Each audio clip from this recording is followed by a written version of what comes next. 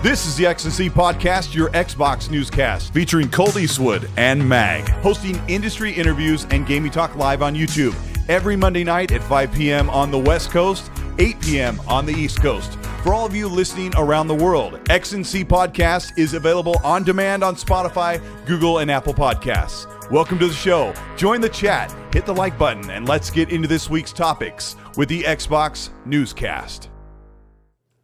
Welcome to the X&C Podcast. I'm Colteastwood, and over here... And I'm Meg. Yes. We went for 1950s kind of thing. And if you go to the... let me make sure everything's audio and everything's good. Yeah. I'm a little quiet. Everything's audioed and everything's good. Yeah, everything should be good. All right. If you'll notice, I've got an animated Mag profile picture on the overlay, courtesy AI, but, get over it, right? It's going to be fun stuff. But I cracked up when I see him doing the yell. Because I told AI, I'm like, make this guy pointing at the camera and yelling. And I'm like, it just perfectly personifies you. Yeah. So we try, folks. We try. Thank you, everybody, for being here. Meg and I were just doing the show 5 days ago. So there is actually a good chunk of news to cover today. And I've been playing, so weird. I finished Outer Worlds 2, and so I was on a Fallout kick for like 4 days. And I've been playing Fallout a bunch, and then Arc Raiders is really good. And I'm not really PvP dude, but it's got a little both. So I've been playing that with friends, and it's a gorgeous game. I don't know if it's something you're going to pick up anytime soon. Oh, well, pray tell, Meg. I was doing Magcast, which was delayed, of course, because of the unspeakable sports event that happened all last week. And as a result, I moved Magcast instead of Tuesday night. I moved it to Thursday night, which was a quiet night. And right at the end of the show, I was talking about Arc Raiders because someone else brought it in the chat. This one of the maggots out there, Alex, busting my chops nonstop about this game, right? And I'm like, dude. I've got a mountain of stuff to do. I'm not going to go out, and I can't justify another purchase. I got a backlog that's like Santa's sack. You know what I mean? It's just like full of presents right now. I can't get to it. And then one of my maggots, Seth Monster himself, shout out to Seth Monster. He's like, Mag, quit your bitching. Here's the money, buy the game. And he beautiful. Literally bought the game. He bought the game for me in the last 30 seconds of Magcast, right before I signed off. He donated the money, and as soon as I got off the air, instead of taking that money and running to Mexico, I took the money, I went onto the store, and I bought Arc Raiders. So we're all ready to go. I just did the tutorial, like where you're like walking around by yourself, and then it's like, do this, do that, or, it's showing you how to like get to like the underground bunker area, whatever. And then you get to like that city. And then it got to the screen where it's like, okay, now call up your team or whatever. And then it had like online components. And then I stopped there because I'm like, well, I'm not going to get into this now. It's the middle of the night. Let me just turn it off and then I'll get back to it. And then, of course, Halloween happened and Saturday happened and then Sunday, recovery day. And then here we are Monday. So I haven't turned the game on since. However, I do plan on turning on that game tomorrow. So we will do that. I will have my full report on Arc Raiders next Monday because Magcast is tomorrow night. There's no way I give a, you know what I mean, like a solid idea of what the game is all about until I get at least like 5 to 10 hours in, right? So we'll do that. And then what else? 5 matches, but Satya said everyone's pushing the game so hard. I don't even know what the game. I don't know what the game is. Like I don't even know what it is or how it. It's hard to explain. It's very popular. It had over 300,000 people on Steam. I'm sure it was doing super well on PlayStation and Xbox. And it was it'd been out all weekend, but Sunday afternoon, the servers were so packed that I was one of the people waiting 10 to 20 minutes in the loading screen for it to actually drop me in and let me actually play the game. It wouldn't even launch. It was spooling up the matchmaking. And so they compensated people with 500 coins, which you can use to buy cosmetics. But basically, go into a dystopian world. There are very sparse roaming robots that don't want you to be alive. And then there's also raiders that are real people that are trying to scavenge the world and bring stuff back. So you're underground. You come up out to the top side. You scavenge a few things and hustle back. Kind of like Fallout. Yeah, and go back downstairs. Yeah, and go back underground. So it's like a Fallout Division game. Division. That's it. That's it, Mag. It's like Division / Fallout / whatever Satya Nadella's building right now. Those AI robots to kill us all. Right. Yeah. You see the smile on his face when he's talking about AI? If that's not like a sinister man, I don't know who is. I'm telling you right now. Look at his face. He's like this. Yep. He's like, AI is wonderful. And then all of a sudden he grew a twirly mustache. It was unbelievable. I saw it live. I saw it live on the air, folks. I'm telling you right now. Spinning he's trying to kill us all. Yeah. I'm going to predict a solid prediction that by 2030, we will all be human batteries and robots will have the control of the entire AI will ruin us. It'll be over because you know what's funny? Yeah. Sorry, go ahead. Right now, I know people make jokes, but some of the AI regenerative video stuff looks at least 80%, close to 90% accurate. It's amazing. When I did my logo and your logo, Graphic God did your logo and I brought it into the computer and I cleaned it up with some sharper, more bold lines so you could use it for your new stuff that you're doing on your channel. So I just basically redrew his amazing drawing. But when I'm drawing it, it's got some of my handiwork in it, right? Yes. What I think of like a signature. So when the point I'm getting at, when I have AI animate you, it animates you true to the drawing that I did. Which, like when you point and yell, like that's how I would draw you if I was going to do that. So it's amazing the predictive stuff it's doing, and it could be very much weaponized. If your friends are pissing you off, just have them kiss each other in an AI video, and it'll end all arguments. It's great. Well, didn't that kind of already happen to you and I? When I made that, someone made that animated picture of you and I hugging at my cottage, at my brother-in-law's cottage. Yeah. They somehow like superimposed you in there. And then they put a cartoon me and a cartoon you. So I'm like, I went to Grok and I'm like, animate this, whatever. And what did it do? It made us hug in the most awkward way possible. And I'm like, this is not cool. Yeah, that was an AI mech. There it is. That's it. We look like Simpsons characters. Yeah, come on. You can focus. Come on. You can do it. If I go over here. It's there. Well, folks, you guys get the basic idea. Yeah, there it is.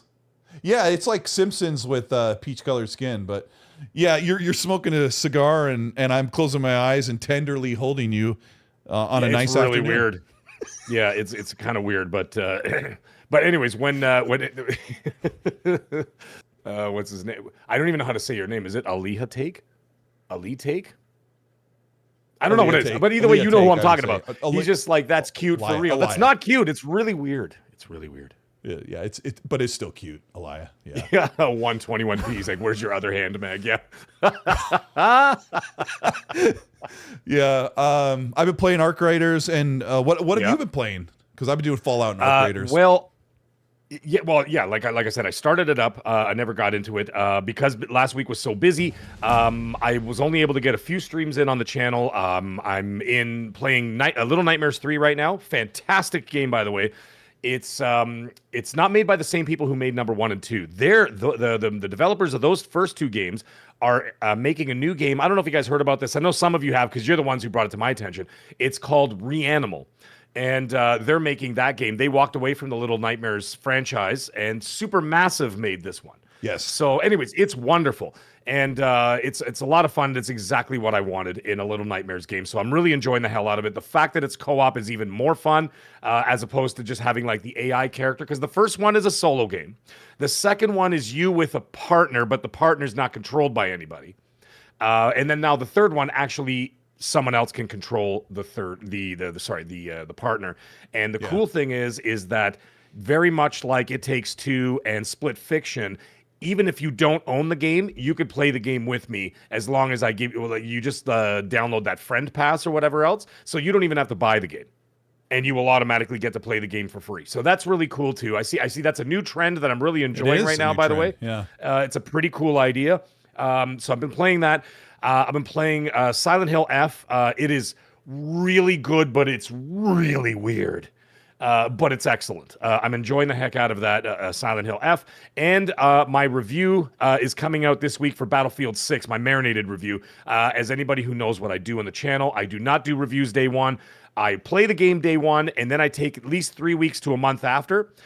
sit on it for a while, really get to, you know what I mean? And that's why I call it marinated reviews. I let it marinate for a while. So my Battlefield 6 review's coming out, and then in the second week, next week, my marinated review for Ghost of Yotei is coming out. A lot going on, man. So a lot going on. But a lot of gaming, and we can't complain, man. We can't complain. It's been pretty nice. Like even with, I haven't even picked up Battlefield 6 at all. I don't know when I'll get it, but I haven't picked up Snake Eater as well. It was so funny that over the weekend I played probably 30 hours of New Vegas and Fallout 4, and oh my gosh, is Fallout 4 so underappreciated. Like when I get back there, I'm like, oh gosh, this is a really good Fallout game. So sometimes there's just so much good stuff to play. And yeah, we've been having a good time. Isn't it a horrible problem to have, is having so many games to play and just not enough time? And you get down and you sit down and you're like, what do I even start with? It's like getting too many presents at Christmas. You don't know which one to open first. And then all of a sudden it's like, you feel like you're opening each one like a little bit at a time. And it's like, you kind of feel like you want to just dive into one. And I know this sounds crazy, and maybe some people in the chat may or may not agree with me, but sometimes I feel that too many games is a bit of a problem. I would rather actually have just one big game at a time and just really like zero in on it and really envelop myself in that game for like a month with no other distractions, no other games. That's the only game I'm thinking about. You know what I mean? But I mean, that's not a realistic possibility, especially for you and I being on YouTube, doing what we do with our own separate channels, respectively. We're always talking about it. We always got to stay up on things. So that's a bit of a blessing and a curse at the same time, right? You know what I mean? So it's a bit of a problem. Rose Envy from South Africa. It's 3 a.m. and they're watching the show right now. 3 a.m. That is dedication, my friend. Thank you so much for joining us, by the way. Biffernaldi, thank you for re-upping on the membership. Says, wait, Mag, if you sit on your reviews, what exactly are they marinating in? That taints your business. That's really funny. Yeah. That's really funny. Yeah, that's really good. That's good, Biff. That's funny. Yeah, and I wanted to say, like, the thumbnail says Halo Studios is cooked. There's quite a bit of nuance to that Mag and I are going to cover. He did a great video about what's going on in Halo. We're going to cover that later today. There's some good and there's some bad, and I feel like we all should have that discussion. But when you were talking about all these more games than anybody can deal with, right now, if you're on just PlayStation, you're overloaded with the games. If you're just on Xbox, you're overloaded with the games. If you're on Nintendo, who gives a crap? No, you're definitely not overloaded on games over there, but yeah. Sir Riffs-a-lot goes, Colt, you're a grifter. Bring Dreamcast guy back on. I had him on here. Oh, you had him on there 3.5 years ago or so. Yeah, and it was actually I don't rewind that. I don't want to use the word actually. It was a good show. I had a really good time with him. Because sometimes people get in like a neutral position, like he gets in not a neutral position, but he gets in a position where he's going to be talking a lot about Xbox, and he gets a little bit more reasonable and drops some of the facade. I've done the same. Like sometimes you just kind of like, let's just talk about what we like or what we don't like. And we had a good show, but yeah, it's been really good. And another thing that's really super good is one of the reasons why we're able to be here on the show. Thank you so much for being here on Ecstasy Podcast. We're a gaming podcast that covers a lot of Xbox stuff and a lot of everything else. And a lot of times we talk about things that are leaning from the Xbox perspective. What does this mean for us if you're only on Xbox? But we appreciate you. We're live on YouTube. Hit the like button if you're about to enjoy the show. I've got the scrolling topics list down here so you can get a good idea of what we'll be discussing in about that order. Hopefully, we try to keep it pretty organized. But we're also on Spotify, Apple Podcasts, and other platforms you want to listen to on your man. But we wouldn't be here if it wasn't for our fantastic sponsor who's coming in clutch during this just into the Halloween season, Mag, right? We just went through so much candy and so many games. Can you tell them what they can look forward to? Just because it's November 4th, and it was about 3 days ago that it was All Hallows Eve. But on this show, in this realm, as you can see, I'm wearing my Chucky shirt, Child's Play. It is always Halloween. And there is one group of people out there who all year long is Halloween. And that, ladies and gentlemen, is 4xpgaming.com. Do you know why? And because we're talking about Halloween, we are going to be talking about the dead rising from the grave. And as a result of them rising from the grave, we have Grave Walker. That's right, ladies and gentlemen. This week's flavor is going to be the white gummy. You know what white gummy tastes like? It tastes like heaven, except it was made in hell. Grave Walker from 4xpgaming.com. Go check them out. There's going to be a link in the description. You got to go see what's going on over there. They got great stuff. They got great graphics. They got great products. Look at all this cool stuff. 4xpgaming.com, ladies and gentlemen. And the flavor of the week is Grave Walker. By far their most popular, by far the best. But you know what? Doesn't mean the other two aren't. The other two are also just as nightmarish. And we will talk about those another time. But like I said, at 4xpgaming.com, it's always Halloween. And they're going to bring not just the tricks, they are going to bring you the treats. So get over to their website, go see 4xpgaming.com, help them out, help us out, because we can't do it without them. 4xpgaming.com. Grave Walker, where the nightmares never end. I love that so much. Yeah. $50 orders get you free shipping. So thanks to 4XP. There's a link in the description if you guys want to check out. While you're listening to the show, there. just open up a tab. Yeah, go check out their stuff and order some 4XP. Let's talk about the Xbox tools, Mag. The tools have come to roost. And if you don't know what the Xbox tools are, they are the infamous Jason Ronald toolbox of hardware and software things that'll make your Xbox Series X run better than the PS5, and dare I say, better than the PS5 Pro, because Digital Foundry did a breakdown of Outer Worlds 2 in Unreal Engine 5 running a near flawless 60 FPS. In fact, I would say a flawless 60 FPS on the Xbox Series X in performance mode, which is, what is it? It's like an upscaled 1440p 60. There was 1 to 2 frame drops in a couple spots, but it held the line. Quality mode holds the line at 30, but the PS5 and PS5 Pro had massive screen tearing frame drops. I wouldn't bring that up just to be console worry, but the article does state that due to the proprietary tools and software development on the Series X, that you're getting a better performance on that $500 or it's a $650 console now. But it was so funny that it's been 5 years, Mag, and the tools that sent one of my favorite YouTubers into hiding actually finally came into a basement, never to be seen again. Oh, wow. You know, for 5 seconds there, when you said Xbox tools, I thought you were talking about all the Xbox guys that blocked me after I said they were going third party. Anyways, don't worry here, guys. I'm here all week. That's not a shovel. I'm that's here a all hoe. week. Yeah. Try the veal. Anyhow. Yeah, I don't know. I mean, it's just it's one game. It's just a joke, but we're having a good time. Come on, we're having a good time. Nobody's really going to play Outer Worlds 2, but the praise for Avowed and Outer Worlds 2 has really started to surface as people realize, you know, not every game has to be super mature, and you can have a little bit of fun, and you can have a pretty creative RPG in both of those games. Yeah. But yeah, that's the report from Outer Worlds 2 on the consoles.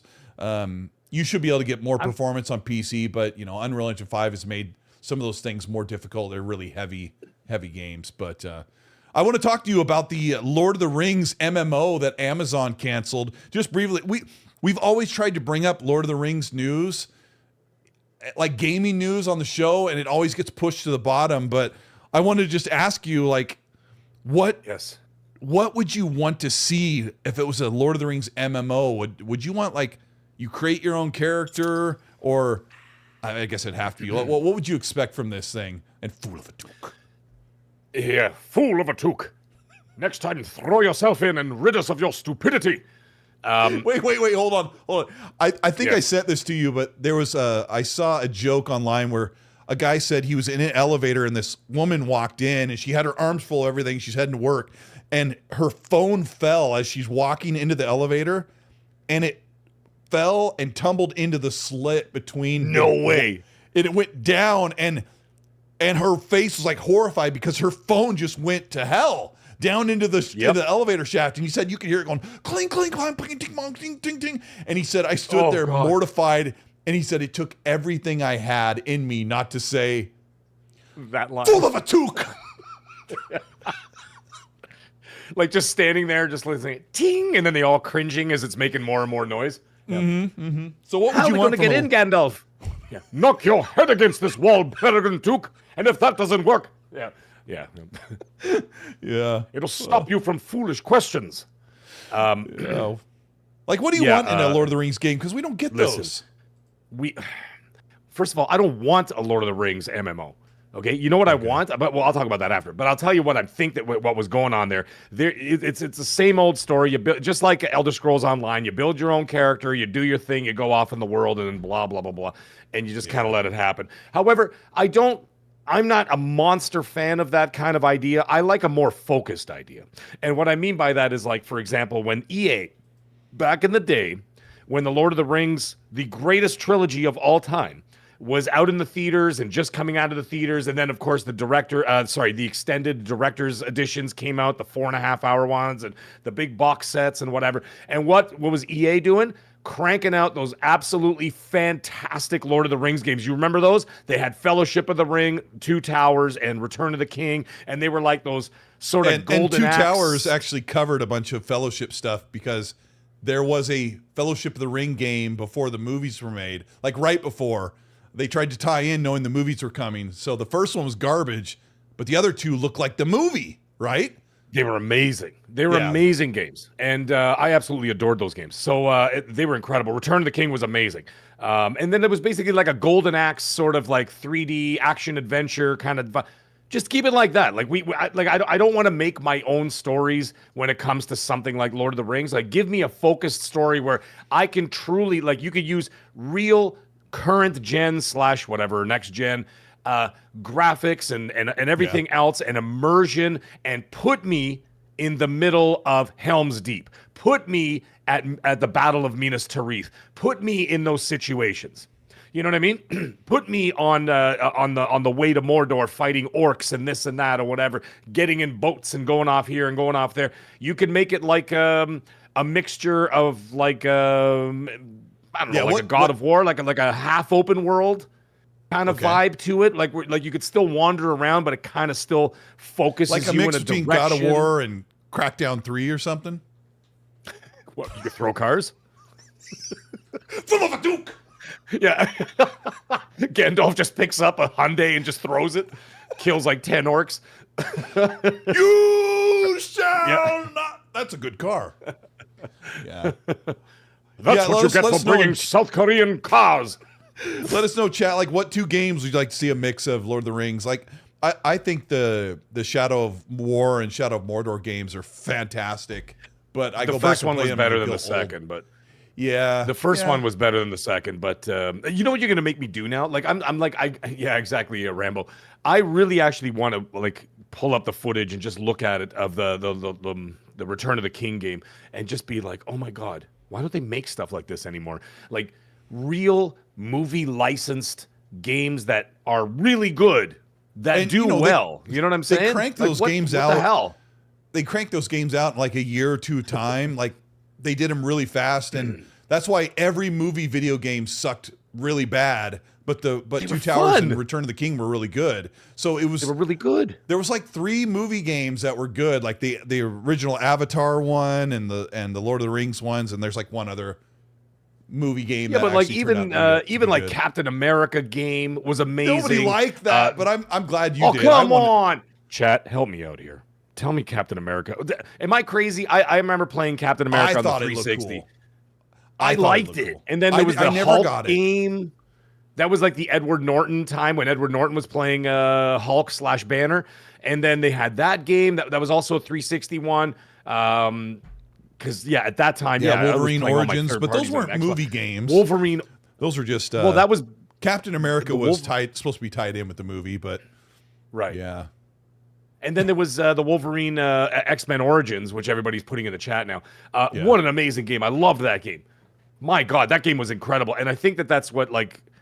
I was about to say Naughty Dog. It seems that Insomniac seems to be taking a little bit after that, like at least in the spirit of that, with all the gore and the blood and the the decapitations and the cutting off of limbs. Because I remember when I got the X-Men Origins Wolverine game, I didn't think it was going to be like that. So I remember popping it in my 360, and I'm sitting there, and the opening cinematic, like right away, claws through the face with the claws coming out the other side of the face. And I'm like, because like I watched the movies, and I mean, okay, Wolverine was a little violent, but he wasn't like, they didn't show like blood and guts and this and that, right? The only time they started showing that is when the movie Logan came out. And that's where you saw him taking legs off and taking heads off and whatever else. But he never did that in the X-Men movies, right? The second one, he took out a bunch of dudes, but there was no blood or anything. So now that that's the case, and then I watched that cinematic, and I'm like, holy crow.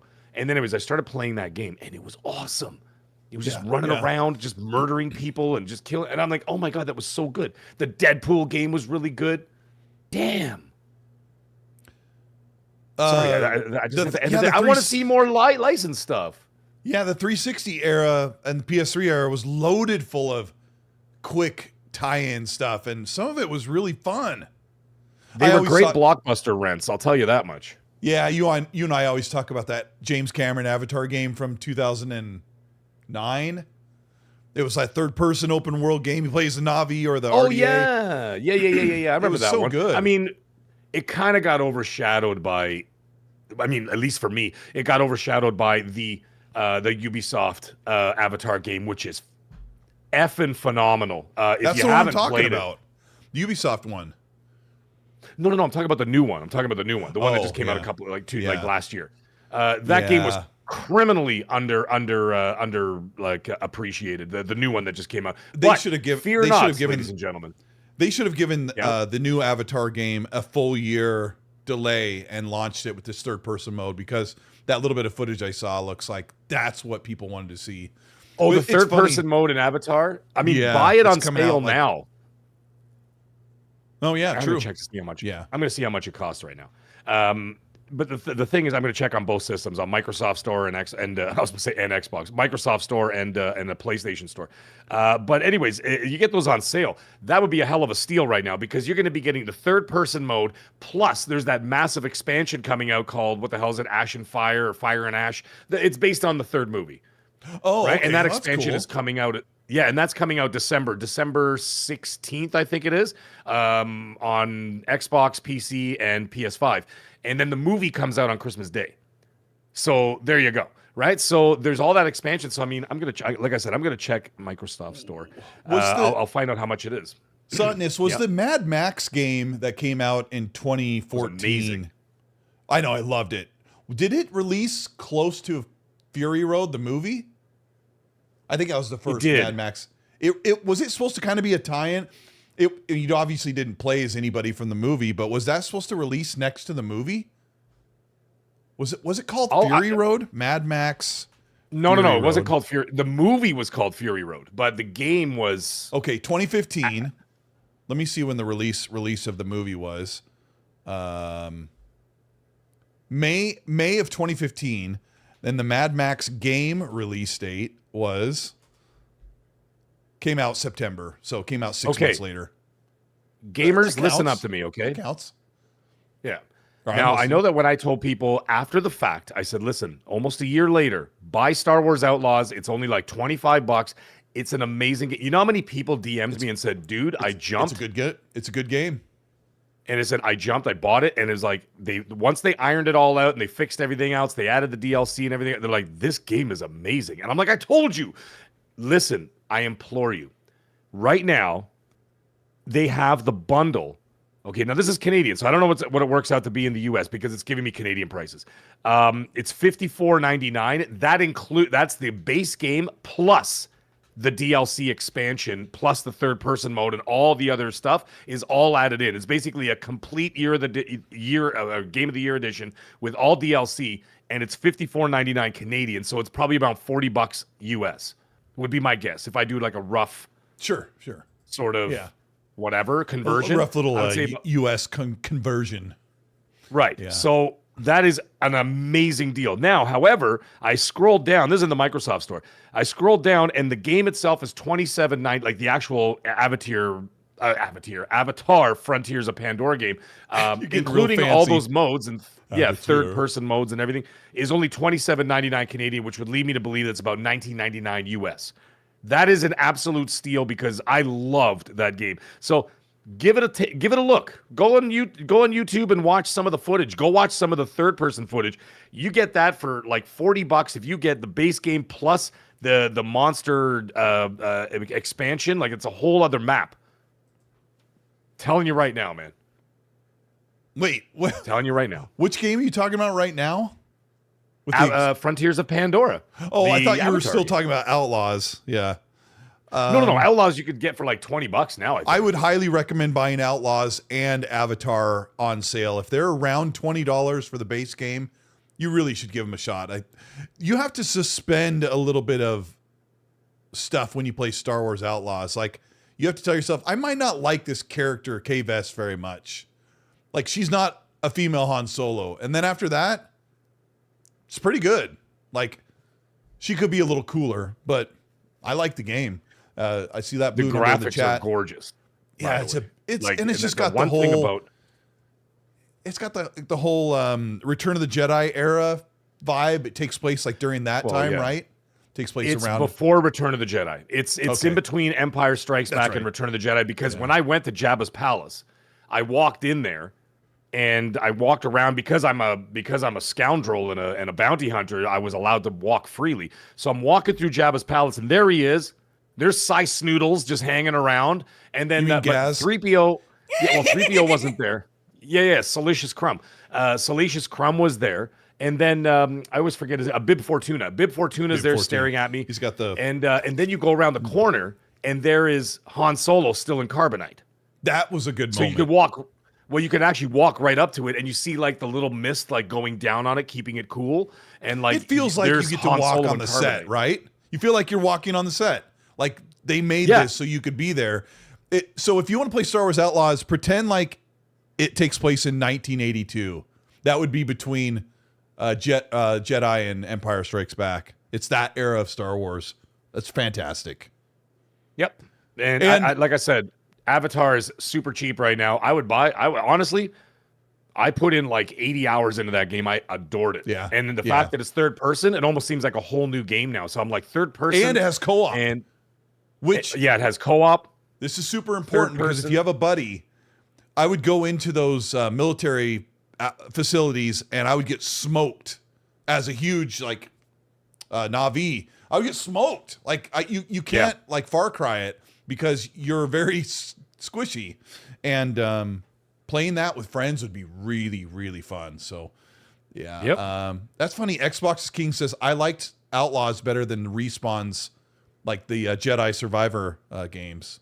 I think I like those more, but hey, everybody likes what they like. So Meat Bubbit Waves, thank you for being a channel member. Grumpy Old Fart, the Magic Kid, thank you for the Canadian $2 super chat. Says, I'm still waiting for the Xbox 720. Real quick, let's throw in a quick let's have a little quick discussion, Mag. What will the next Xbox name be? Well, we haven't talked about this in like probably a year, but to give it a second, marinate it in your brain. What do you think they're going to call the next Xbox? Well, I don't know. It depends on who makes it. I would imagine it's going to be Asus. Would be my guess. Xbox is going to make the next generation console. It'll be made by them. They're not going to have any collaboration whatsoever? The collaboration is supposed to come afterward. So what would Xbox call their next Xbox? Oh, my God. Pretend you're in the only one that makes... You're in the boardroom and they're asking you, and they're like, Mag, we need a name, dang you. I mean, I know it sounds kind of cheesy and kind of weak, but like Series X2 would be like the most obvious I guess. Because, I mean, if you created a name like Series, I think the intention was that moving forward, they're just going to be like Samsung Galaxies, which they no longer call Galaxies anymore, right? They just call it the S22, the S23. Yeah. But you remember when they used to be called Galaxy 8, Galaxy 9, Galaxy whatever. And then they stopped doing that and they just went with series because the S stands for series. So Series 23, Series 24, Series 25, that's what it is, right? So that's what I'm thinking. So I'm thinking it's going to be like maybe they just do that. Maybe they just call it a Series X2. And then then they are going to release at some point, I believe they're going to have like a lower powered system, very much like the Ally, as opposed to the Ally X, like a cheaper model. Then you could call it like the Series S2. Okay. You know what I mean? And then just carry on from there. If they decide to carry on with hardware beyond that, I don't know, but like they could call it the Series X1. Oh, well, the Series X is right now. Series X2, Series X3, Series X4, and just keep the numbers and keep it simple. And I think that that's a simple workaround for having all the stupid names they've had up until this point. But because Microsoft, like all the names of them from Xbox were completely moronic. They go from the Xbox to the Xbox 360 to the Xbox One. Like, what are you doing? And then the Xbox Series, I think that's where they said, let's stop and just start with Series and then carry on from there. And that's it. And just number it after that. Well, I don't know. I like that idea, and I've said that too. And I thought that until they have given us so many hints that this is probably their last console. So if ROG or Asus, it'd be ROG, but if ROG or Razer makes their own console with that chip, they'll call it their own name. They'll call it the ROG, Aventor or something, some weird name, right? But Microsoft has the most idiotic naming convention. They're probably going to call the next Xbox like Xbox Oblivion or some stupid thing like that. Well, I don't think they're probably not going to use everyone always thinks they're going to use like a adjective or a sort of like an action word. But, when they say Xbox Series, and then the Xbox 360 name comes from the joke that we can't call this the Xbox 2 because the PS3 is going to come out next to it. And people think, oh, this one's old. So they needed a 3 something, and they called it the Xbox 360. So my argument is... The Xbox 2 is a podcast. Not a very good one, but it's a podcast. So they couldn't name it after the podcast. Right, yeah. Because Xbox 2 belongs to Rand, and Rand would obviously sue Microsoft. Yeah, so, he'd win that one for that. sure. So my joke is call it the Xbox 6. And then you can say original Xbox, Xbox 360, Xbox One, Xbox Series. And then you're like, well, that's 5. I'm like, well, we got to call it Xbox 6.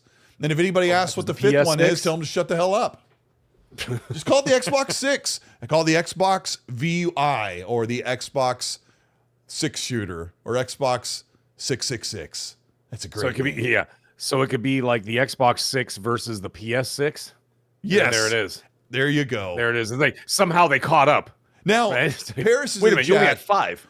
Yeah. Paris in the chat, and I saw his tweet earlier today. He's like, they should call it Xbox. I'm like, Paris, you're forgetting one thing.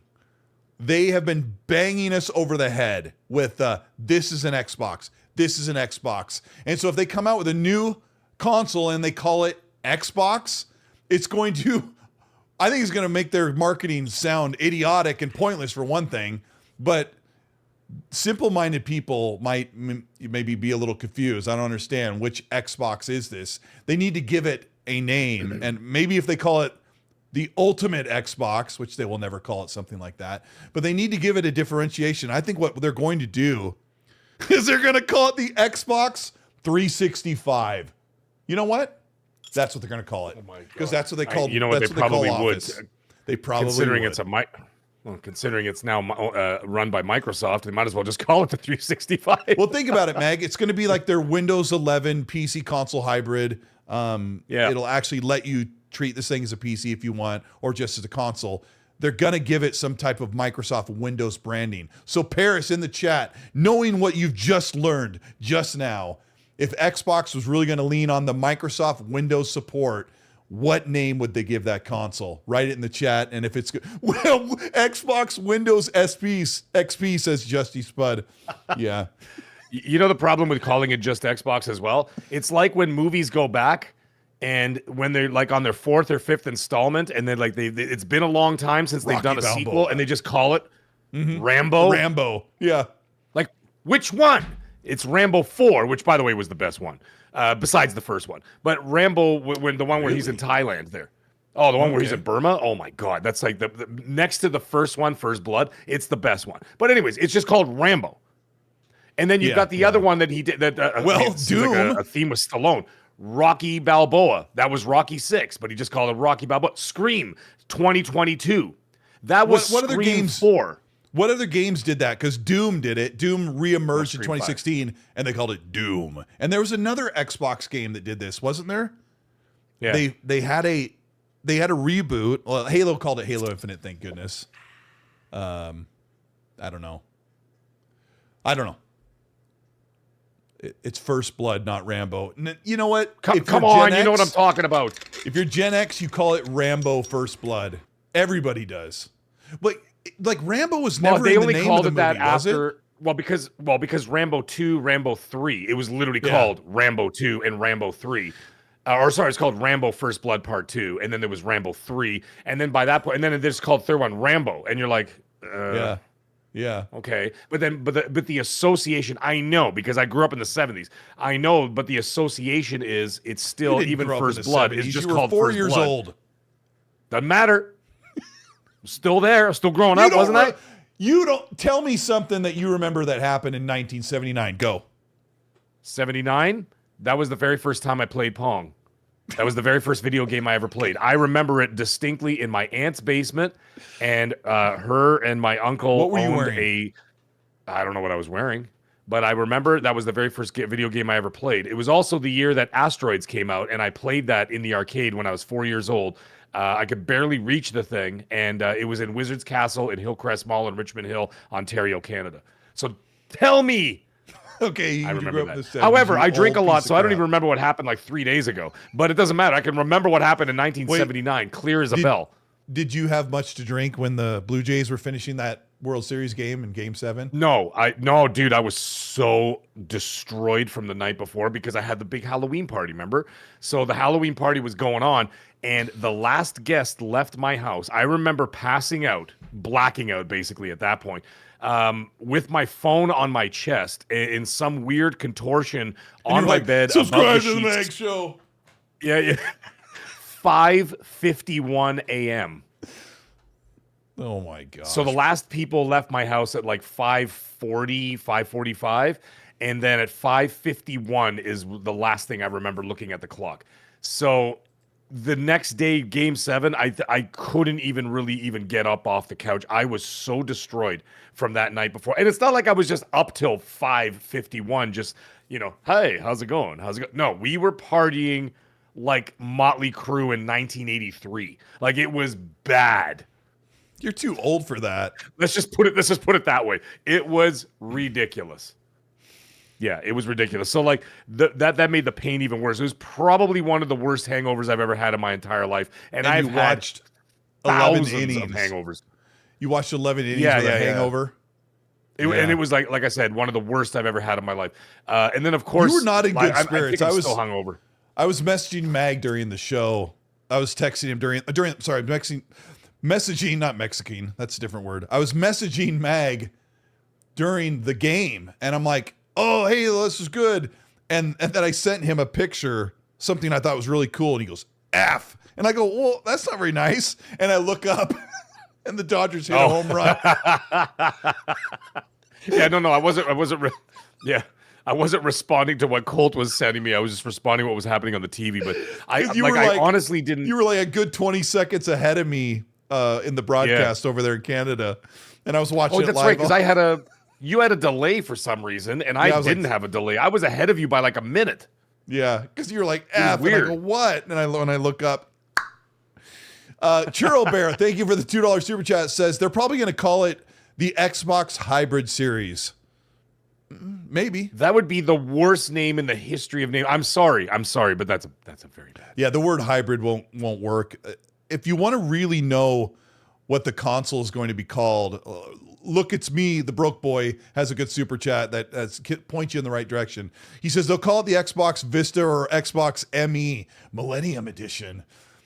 I love that. I really think I'm gonna get to the other super chats before that, but I wanted to get the ones that were about the topic first. They probably will call it something that relates to the Windows or Microsoft initiative. So expect the name to be dumb. Expect the console to be fairly plain looking, because the form factor of Xbox consoles are very just subdued and nice looking, because they want it to be in your living room. Really what they want you to do is take your PC experience and be able to plug it into your TV. And this is something I've done for probably 10, 12 years. Before I started gaming more on PC, I took a HDMI cable out of the family computer and ran it up behind the wall into my TV. And if you went to HDMI 4, I could stream stuff over there. Way back, because Mag, 10 to 15 years ago, you couldn't just watch whatever on the internet, like on your TV, because like streaming services were just getting going. And I would bring up stuff on the web page and drag it onto the TV as a monitor. So yeah, these things that's going to be really cool. Boner Jams, thank you so much for the $5 super chat. Says, here genuflecting at the altar of the monarch of the missionary. What the hell is he saying right now? And the Prince of Fortnite, the Mag. Evening, boys. Happy November. I like how Boner Jams loves you way more than me. It's, I guess I like you more than me too. Thank you, Boner Jams. Oh my God. Barbecue Game Cat, who's shortened his name. Thank you for the 2. He says, thank you for $2 super chats. We appreciate your support. Thank you so much. He says, it's a very curated, high-end Pro X. That'll be the name. The very curated, very high-end premium Pro Xbox. That's a great name. Those are wonderful. So anyway, you better knock that off. Phantom Beat in the chat goes, tap out, Grandpa. Why don't you tap out? I don't tap out. Meg, do your little animated thing looks like what's the movie from like the late 70s? The scary one with with Donald Sutherland, where they yell and scream, they point and scream. Come on, help me out, chat. The movie. Yeah, is it Body Snatchers? Body Snatchers, yeah. Phantom Beat, I don't tap out. You tap out. He doesn't. Mag doesn't tap out. Mag well, all the tap kids, out. the teenagers, they tap out at like 12. People in their 50s are partying till dawn. We pay the price. Mag doesn't tap out. He taps it in. Well, that too. Yeah, that too. So one of your favorite games got a major leak. Actually, a super lame leak. Meg, you reported on this podcast, and I made a whole video about it, that Contraband was an 8-player co-op game. According to this leak, Contraband, the 1970s heist game made by Avalanche, the team behind Mad Max and Just Cause, got 3 screenshot leaks of a undercooked, half-baked menu system with lorem ipsum in it. You know what that is? It's filler text that design programs like Adobe design programs and stuff you can just say, there's going to be a paragraph of explanations here, so you paste in lorem ipsum. It's just like blah, blah, blah, blah, blah. It's just a bunch of nonsense. But we got to look at a cool looking like mustache suave character, but really nothing that tells you about the game. Did you look into these Contraband leaks? Yeah, well, I mean, I saw gameplay when it was being tested and all that stuff. So like it was all there, but like, the thing is, at the end of the day, you're going to see more and more of it coming out, and you're going to see more and more of it coming. Yeah, since it's been canceled, that now it's just kind of like, no longer a thing. However, there's a thought process behind that. The thought process is they still have those assets, right? The assets still exist and they still belong to somebody. So, I mean, if some of that stuff leaks online, what if somebody sees that and goes, that actually looks pretty interesting, and maybe in the hopes of shopping it around and then someone else being able to get a handle on it. You know what I mean? So, like, there's that possibility that's a reason why it gets out there. I mean, like, from what I saw, it looked like fun. I didn't think it was going to be like, I probably wouldn't pay $100 for it. for a new game. That's what I pay up here, by the way.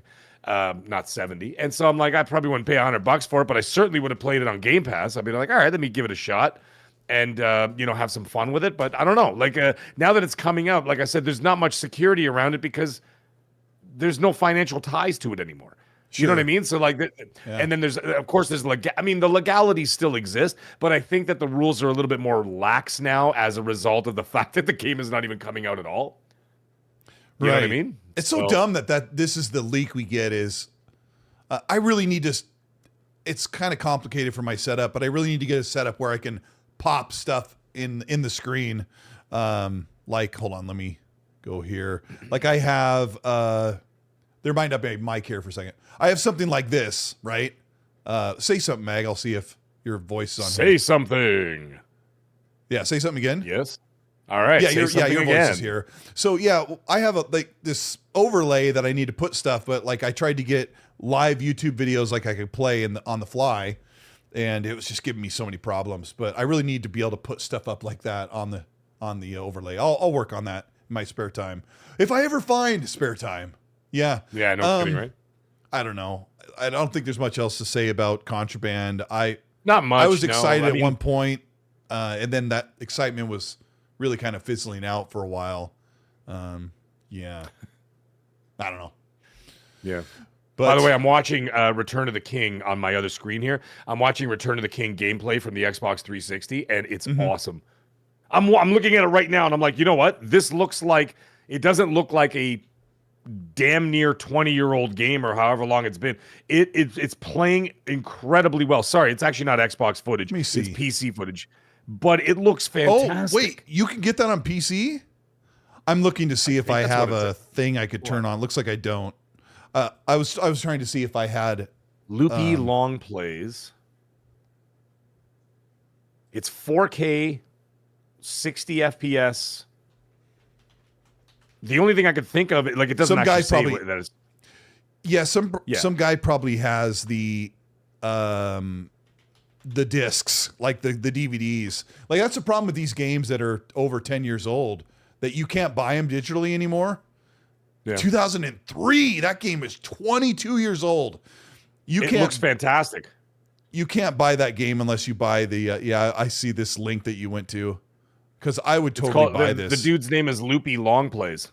That's the guy who does it. He's got like 179,000 subs or whatever, and he does like the long, like, whatever, and it looks incredible. This game looks incredible. Yeah, you have to steal it. People are saying you have to get ISOs. Yeah, I know. I remember I didn't play it then because I didn't have an Xbox until like 4 years later. But I remember at the end of This is not Xbox footage. Yeah, I know. This is not Xbox footage. At the end of the DVD, there was a commercial, or in the beginning, or in the extra features, there was a commercial for those games. And I remember thinking, oh man, that looks so cool. Yeah, that's so crazy. Yeah, because that was original Xbox PS2. That's when it came out. And the footage I'm looking at now, no, there's no way that's from the PS2 and the Xbox original. Obviously, this is some kind of a PC situation here. It's playing way too good to be on those consoles. Yeah, I'm gonna go to it right now. Looks like I've already watched this. I'm at the 6-minute mark. Oh, there you go. Oh, it's got real cutscenes. Oh my gosh, it does kind of look like a Gauntlet game. Yeah, the UI is sorry, I should be able to figure out how to show this stuff to you guys on screen. I'm going to do this. Look, you can play as Faramir. Everything's in 4K with low like quality textures, but the UI is really low res and it's stretched to widescreen. But yeah, it freaking looks good. I apologize. That's not fair that you guys, because I don't want you guys to leave to go watch Return of the King footage for a minute. We'll get back to talking about the gaming stuff. Okay, so anyway, I just happened to be like staring at it while you were watching. I'm like, I got this other screen here. Let me see what's going on. So a little bird told me. But anyways, yes, a little bird. A little bird told me that the PlayStation ports of Xbox games have been canceled. So apparently, Lego Horizon, the Lego Aloy game that came out 2 years ago or a year and a half ago, the port for that on Xbox is completely done, and PlayStation is just sitting on it because they don't know what to do with it. They don't know how well, if it'll sell. And they have completely canceled what was once completely greenlit, the Horizon Zero Dawn, the 2017 game, Horizon Zero Dawn, the Horizon Zero Dawn remaster or whatever. They completely canceled the Xbox version. They were going to port it over, and there's two reasons why we're not going to see it come to Xbox and be sold with an Xbox banner on the top and have an Xbox version. One reason is that PlayStation already knows that in about 2 years or less than 2 years, you'll be able to play all of PlayStation's best games. I'm talking 50 of their tentpole titles are on Epic and Steam. You'll be able to play them on the hybrid Xbox console. But the other thing is that because Phil Spencer has waved the white flag and has folded like a card table, they are like, we're not going to put our games on Xbox. Like, we're done. We were thinking about it. We were going to do it. There's no point. But if they're going to give up and not try and not compete directly with us and go against TikTok, which we'll cover that in a minute. Yeah. We're not making Horizon Zero Dawn for Xbox, and we're not even going to... Why spend the time with our studios making Xbox games when they're going to get them anyway? So, I don't know. What are your thoughts on that, Mag? Well, that interesting you mentioned that. The thing is that there's no point in putting it on consoles when the console sales keep declining so steeply that people are walking away from not the ecosystem, excuse me. They're walking away from the console platform.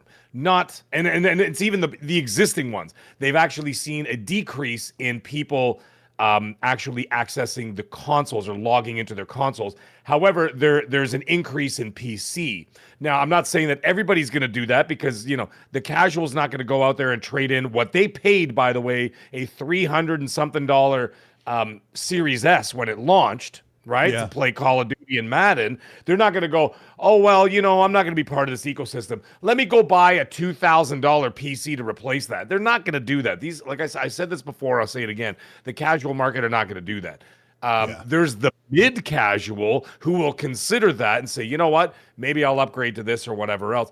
However, the console sales, as we saw last week with the numbers, they declined yet another 29%. So they're looking at those numbers as well. And they're like, why the hell would we even bother putting them on an Xbox console?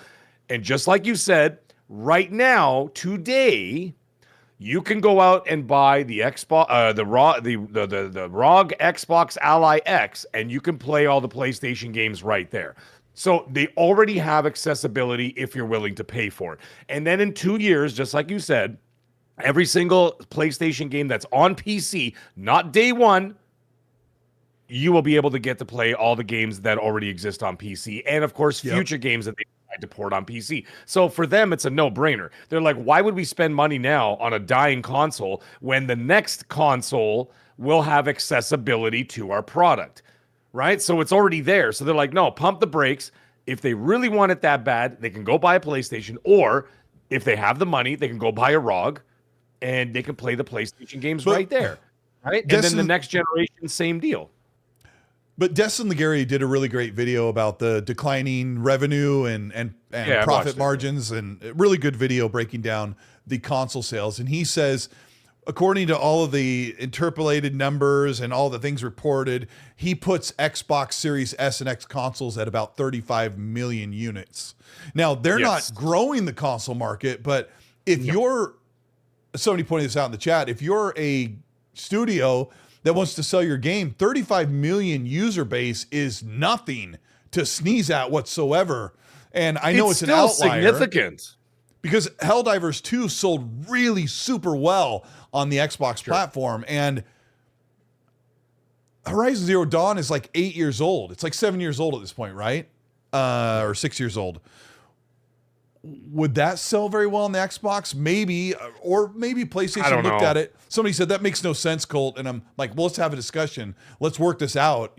Chat, help us out. And Meg and I are going to work it out together.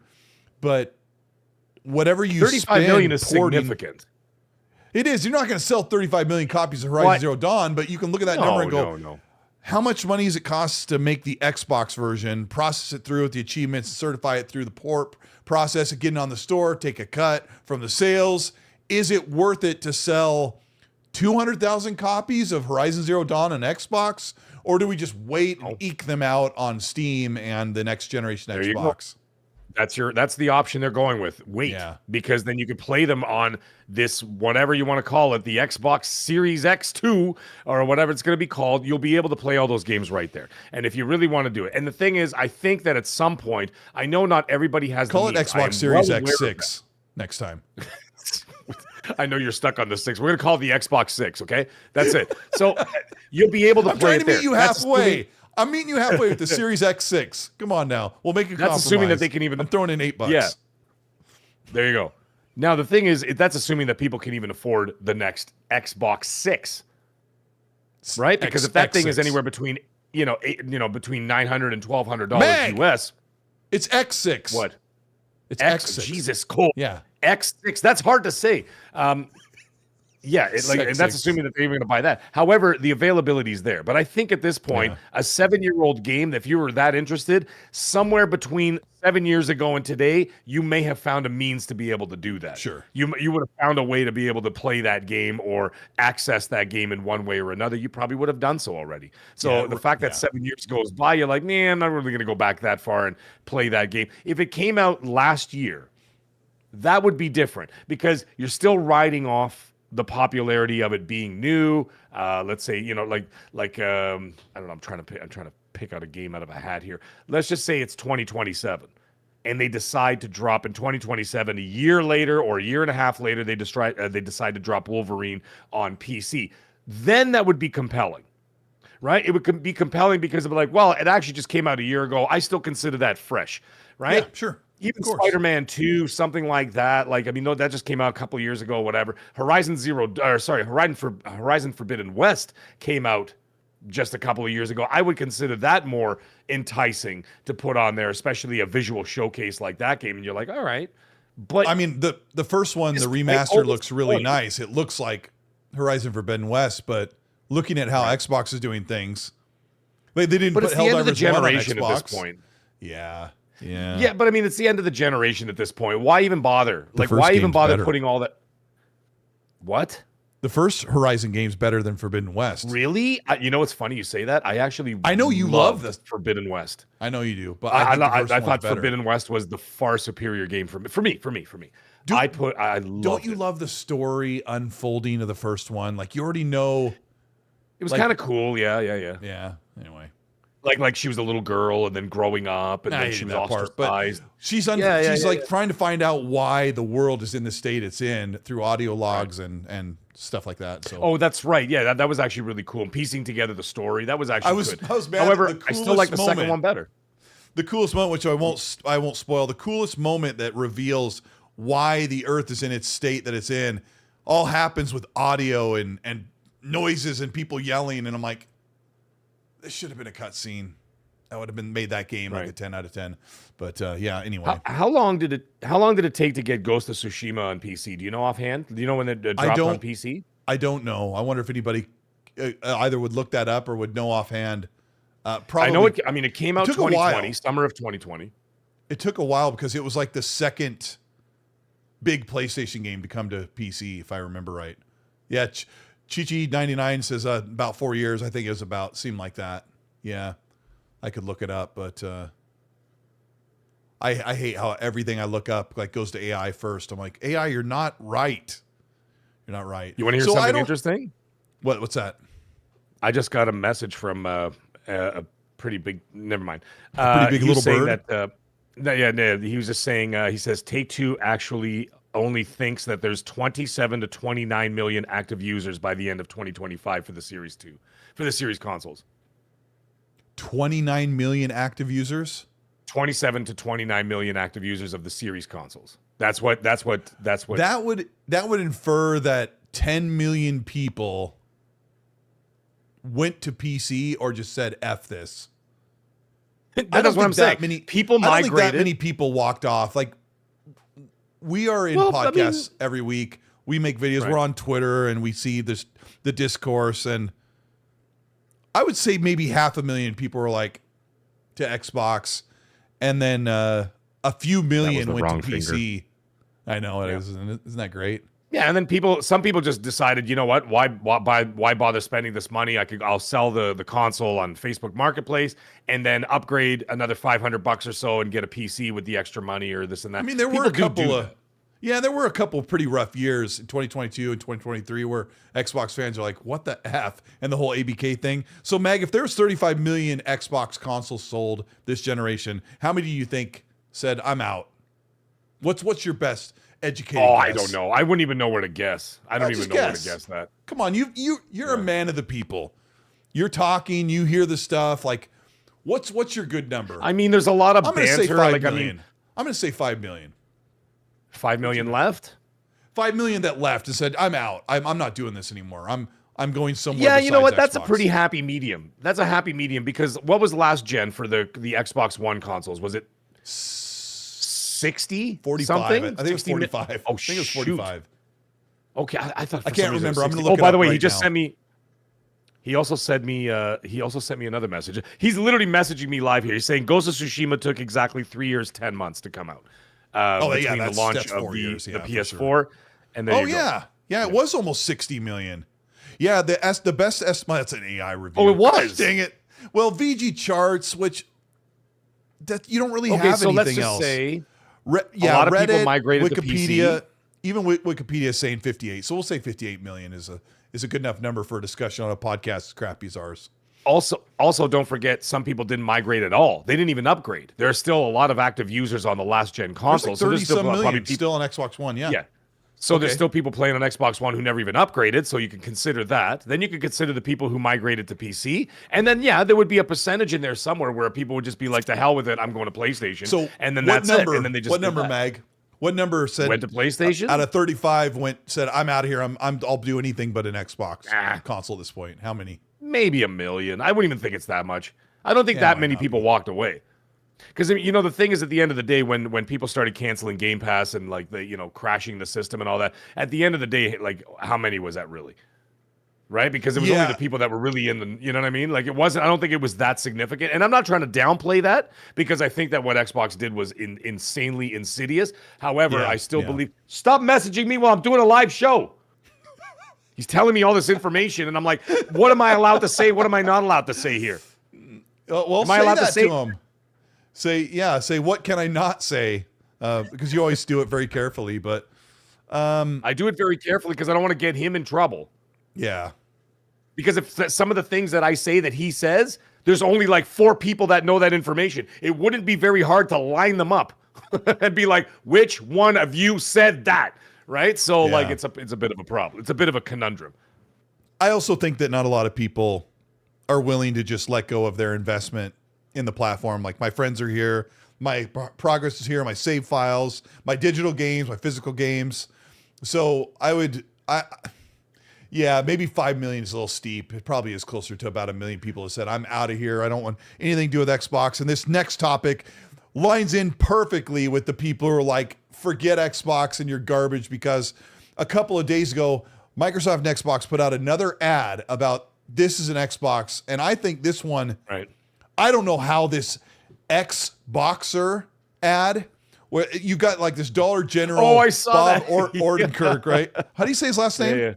The Better Call Saul. Odenkirk. Yeah, you got this Dollar General Bob Odenkirk. Maybe he's an old boxer, an old white guy that I've never seen that's a famous boxer. Well, I mean, he did the movies Nobody 1 and Nobody 2, and he trained for those movies.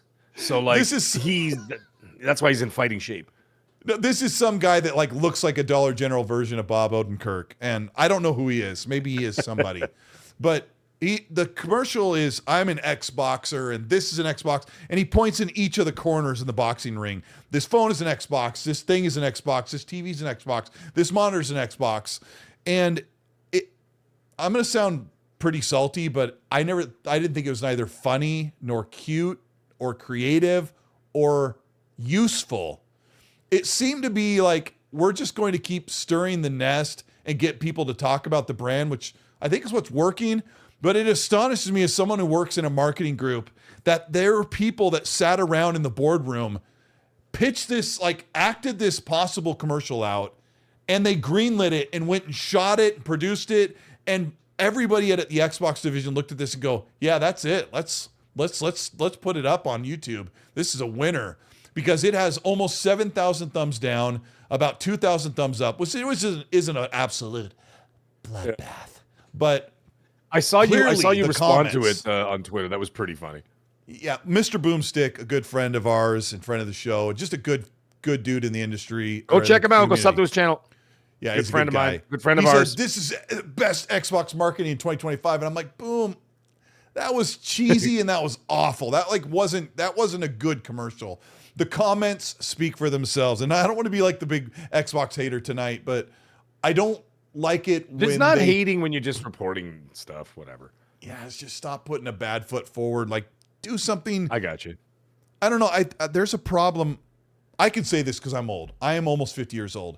There's a problem when some 30-some-year-old people who aren't in touch with what everyone thinks is cool or everyone laughs at, they create and they drum up this stuff. And this can be very offensive to some of the people that I know that work in that group, but this ain't it. And we were also talking, I was talking to that Blue Number and Fonz the other night. Whose idea was it to use a 30-year-old song that is not relevant in a classic?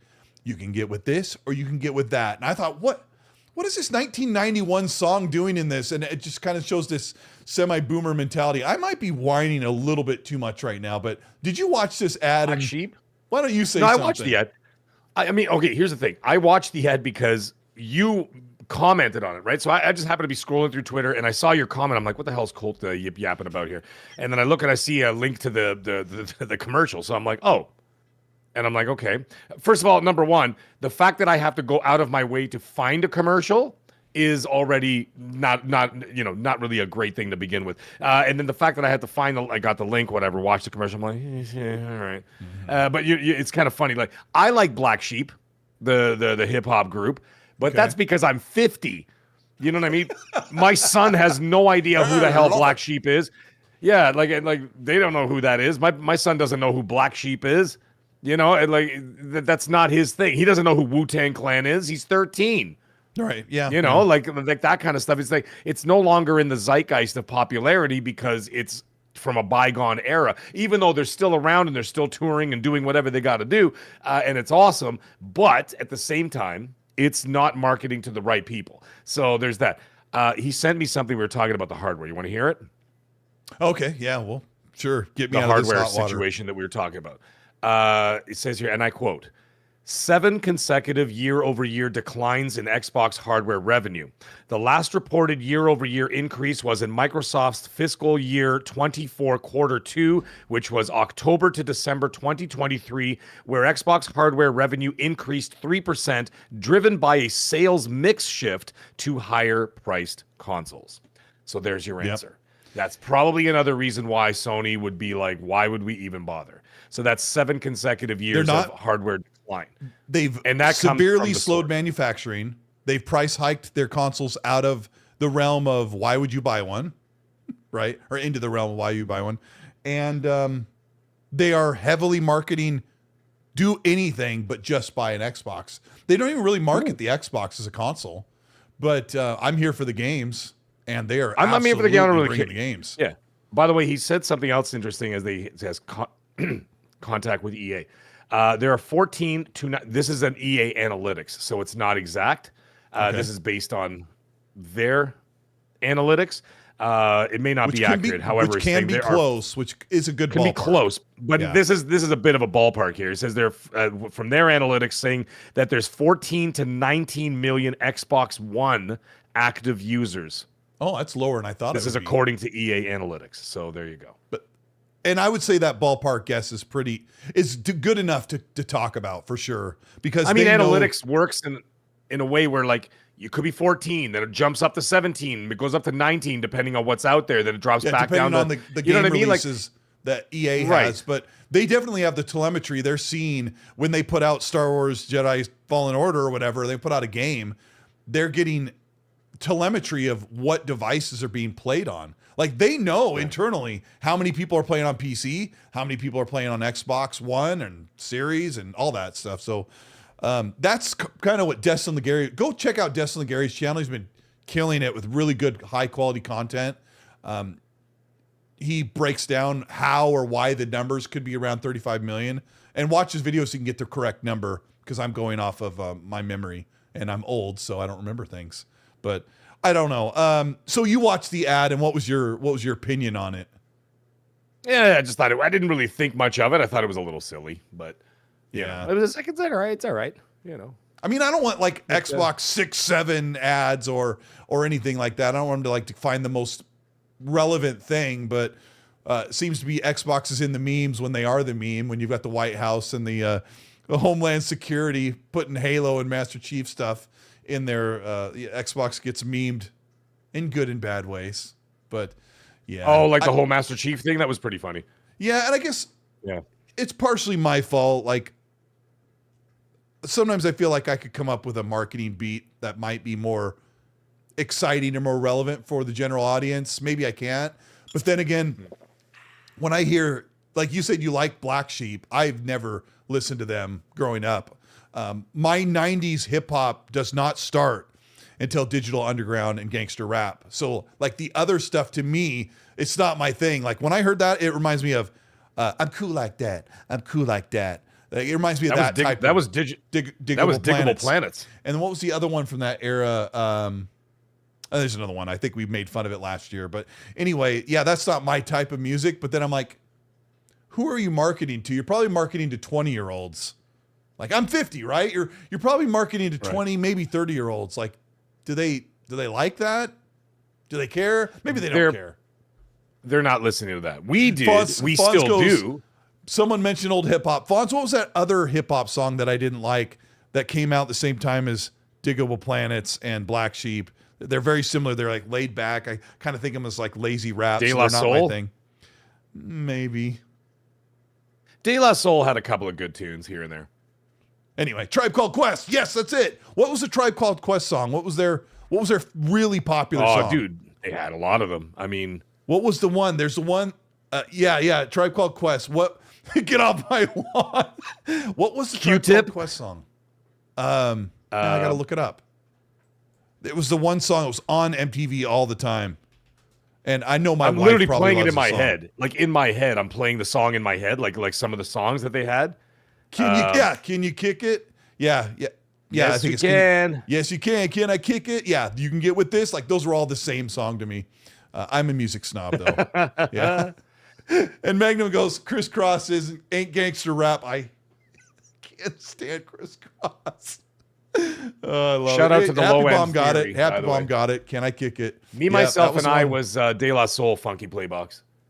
Yeah. But no, shout out to Midnight Marauders and the Low End Theory, the two Tribe Called Quest albums that were absolute classics. Look. So, yeah. Anyways.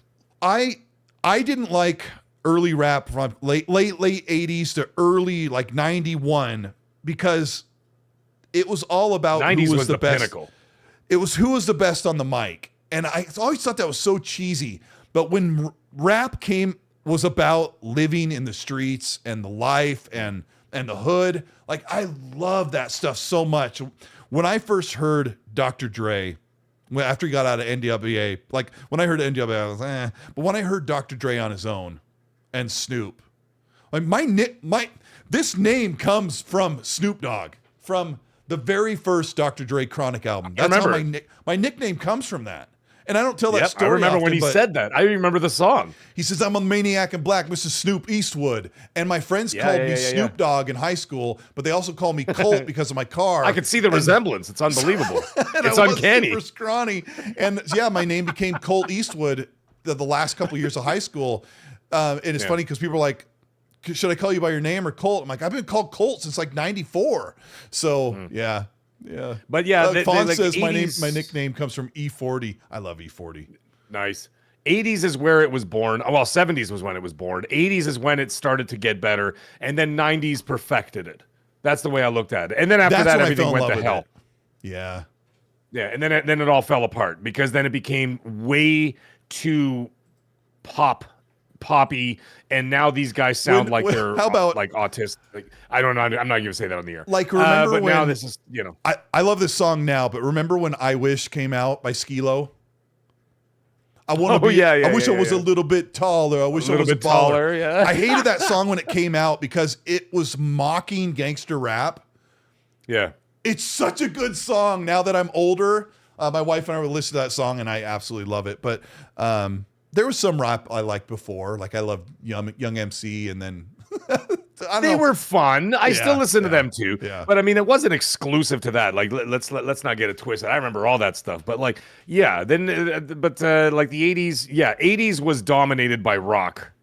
And then hip hop was rap at that time. It wasn't even called hip hop. Was owned in the early to mid 90s for sure. It was still considered pretty underground because I remember I used to go to the record stores and I couldn't even get Run DMC. It took them like weeks to get it in because like nobody was interested. And I'm like, can I get Run DMC Tougher Than Leather? I knew the album was out and I knew it was available. This is before the internet, kids. So you had to go to the newspaper to find out a new album dropped. And I go there and they're like, we don't have that yet. And I'm like, can you get it? And you have to wait like another week. You say, can I kick it? Can I kick it? And then they said, no, you can't. I was like Jodeci. Here's a Poison album if you want. I was like the R&B stuff like Jodeci and Shy and stuff like that. And some the second Boyz II Men album's fantastic. And then I was like Tupac. Warren G, Dr. Dre, Snoop Dogg, DJ Quick, Second to None, like all these rap groups. Like I just lived that music. And then I met my wife and she was listening to Master P. And I'm like, what is this? And it's like, na na na na. I'm like, this isn't rap. And then all of a sudden I became super old. Well, you also forgot the king, though. The king. Uh-oh. The king of New York, Frank White. Frank Biggie White. Smalls. Oh. He called himself that. Frank White, the king of New York. Yeah. Yep. Biggie Smalls, the one of the greatest of all time. I mean, he was unstoppable. He was a one-man wrecking crew who took on the entire West Coast by himself because no one else could stand up next to him. They couldn't even, not even close. But anyways, such good days. Yeah, such video good days. games. No Limit Soldiers. So you were mentioning the cancellation. Sorry, I was gonna get back into the gaming thing. I know the chat's on fire right now; they're loving it. The hip hop talk. By the way, next week's episode is all going to be about music. We're going to start at the late '70s, and we're going to. I would love that. Anyways, you were mentioning the thing, and this is one I got in a lot of crap for. And but you know the funny thing is that it was corroborated by two other people who are in the know, saying actually Mag was right. There was talks and negotiation for bringing Returnal to Xbox. Oh, right. And then the negotiations fell apart. Do you know how much hate I got for that video? And I even prefaced the video by saying, hi, this isn't fact yet. It's not happening yet. It is a discussion that was happening in the top levels of negotiation, not completed. It's not a done deal. And it was a discussion that was happening then. And it's funny that when people are talking about this Horizon Zero Dawn thing, and now nobody bats an eye. But when I said it like 3 months ago about Returnal, I said, listen, it was just a negotiation thing. They sat at the table and had a discussion. And I got destroyed, not only on YouTube, other people's podcasts and everything else were like making fun of me and all this other stuff.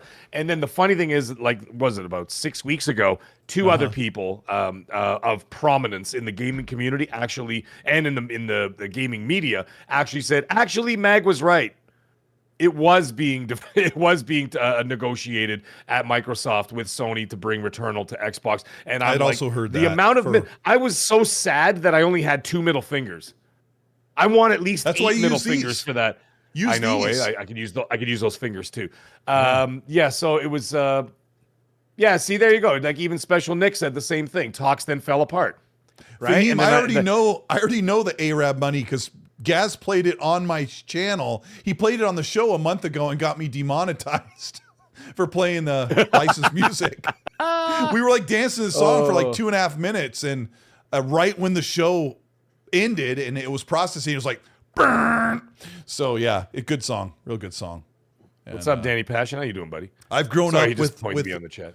I've grown up with rap along the way, the stuff that I've liked here and there, but I I don't know, what's his name?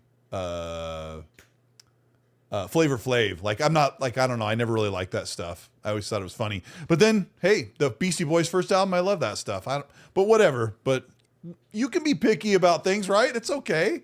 It's okay to like not like you guys aren't going to love Toto's music, and I absolutely love them, and they're cheesy as heck. But yeah. Xana's a fantastic song. Don't ever make fun of Toto. It is Anybody makes fun of Toto, you deal with me. I appreciate that, man. Directly. Never mind the song Africa. Everybody goes to Africa first, right? That's the first song they go to. Oh, Toto Not Africa. me. I'm like, no. I went to. It was "Hold the Line" was the first one that I Hold the Line. Oh, Yeah, that's a I'm great like- song too. I'm But like, you know what? who is Rosanna that? for me was there. I love that song. So when I was 16, my older brother's 5 years older than me, and he's the reason why I love 80s music, because I should love only 90s music, but because of him. And I remember asking him, I'm like, who does that song "Hold the Line"? He goes, that's Toto. I go, oh, well, I got you. What? Who does that? Who does that song Rosanna? He goes, that's Toto. I go, I think I'm a Toto fan. And he goes, Toto's I have a CD great. in the garage. It's the best, greatest hits. Go grab it. And yeah. Fawn says "Hold the Line's" awesome. Really great song. Yeah. This guitar right here is the Toto guitarist model, and I love it. So, Excellent. yeah. Impending And Doom, that's Ghostbusters really says funny. Michael Jackson. Yeah, they played on the Michael Jackson Thriller album. They played on 2 or 3 of those songs, so they're amazing. Did they really? They did. I mean, that's the Toto guitarist. that was Beat It. That's That was Beat It. Beat It. That was Eddie Van Halen. Eddie Van Halen only did the solo.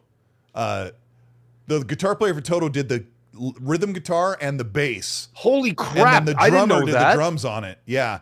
And then the song "Human Nature" is a full Toto song with Michael Jackson singing over all the music stuff. So Well, that's a beautiful song.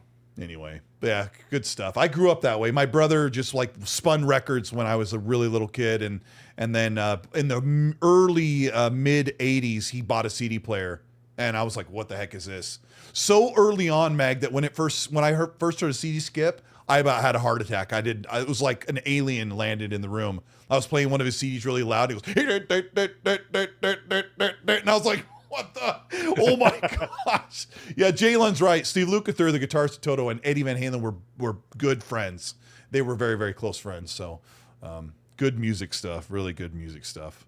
Hey, yeah. It was so difficult for me, Mag, because you and I, we in high school, like, you know, your pinnacle years when you're 16, 17 years old, the music was Pearl Jam, Stone Temple Pilots, Smashing Pumpkins, and Nirvana.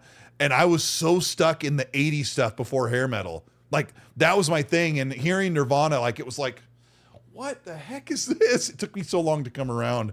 What was like it's funny. What was your like jam type music when you were like a high schooler, when you were just, you know, you had hair and you had all the ladies? Well, it was like, I mean, that was 90s, right? So it was like Yeah. high school was 90. Yeah, like what was your like 90 to early 94. 90s stuff? Yeah. That was all 90s hip hop at that time. It was just going off the end of the gangster rap thing because NWA broke up. But I was still in that. So it was 90s hip hop was still pretty big. Guns N' Roses was just firing up their Use Your Illusion 1 and 2 album. 1 and 2. Metallica dropped their Black album. Do you remember in high school? You know what I mean? People would always go, "Use Your Illusion 1, Use Your Illusion 2, Use Your Illusion 1, Use Your..." Like, I heard that ad nauseum because people. Oh man, that album. So it was like huge. a little bit of like. It was a little bit of like, and Dr. Dre was just coming around, Yep. Snoop Dogg. I remember like when I first got my license and my parents allowed me to take one of their cars to school.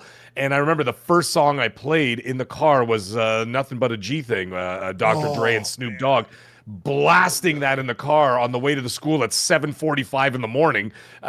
And I was just so excited. So I was listening to like I said, East Coast rap, West Coast rap, and then metal. Metal and rock were just coming up as well. I mean, well, metal was in the 80s, but it was still doing its thing in the 90s, right? So, you know.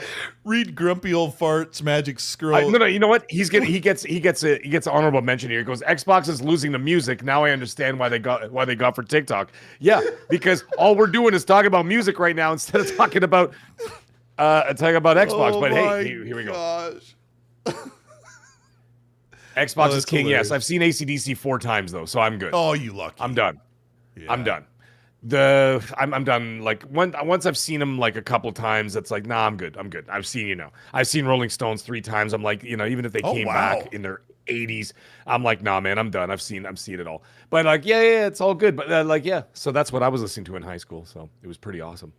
Yeah. Skill Will says, and then actually, funny enough, to say in regards I'm to recording Xbox. Oh yeah. Well, we're gonna get that in a second. I'm recording new music with my neighbor who has a studio in his basement. We're going to be recording Nirvana songs that he wants to do, and oh, really? I'm going to be playing the drums for that one. So I'm going to have to do the Dave Grohl, which is going to be really hard because he was one of the best drummers out of the '90s. So yeah, and he learned playing on a pillow. Really He's like, hard. He learned by like playing on pillows. He doesn't know how to play the drums, and he's an iconic drummer. You can play the drums, like you can coordinate the foot, the hi-hat and the kick drum and stuff. Oh, I'm a really good drummer. Yeah. Why don't you move over here? I'm really coming along on, like, I've been playing guitar for 25 years. I sing, I dance, I play video games. I'm on YouTube. I'm an executive chef. I play the drums. I play the piano. We're like a jack of all trades and a master of none.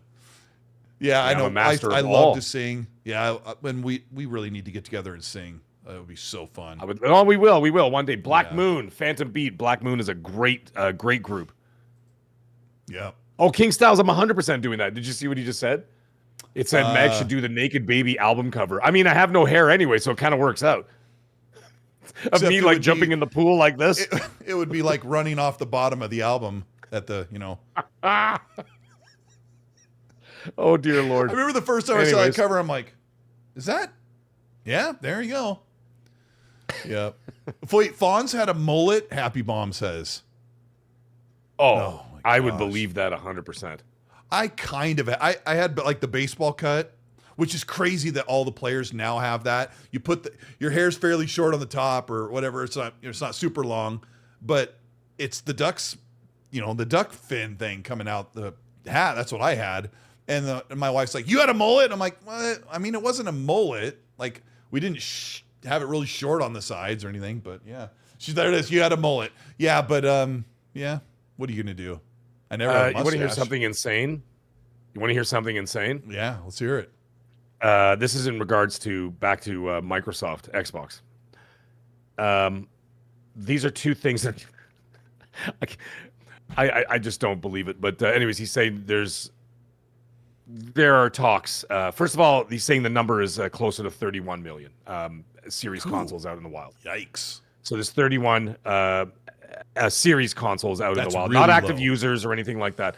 So that's what he's saying. And the other thing is, oh my God, he says in a long line of dumb names, the one that guys, this is a global exclusive. One of the names being kicked around the office is Xbox Squared. Like, I'm just going to leave the show now. F chord.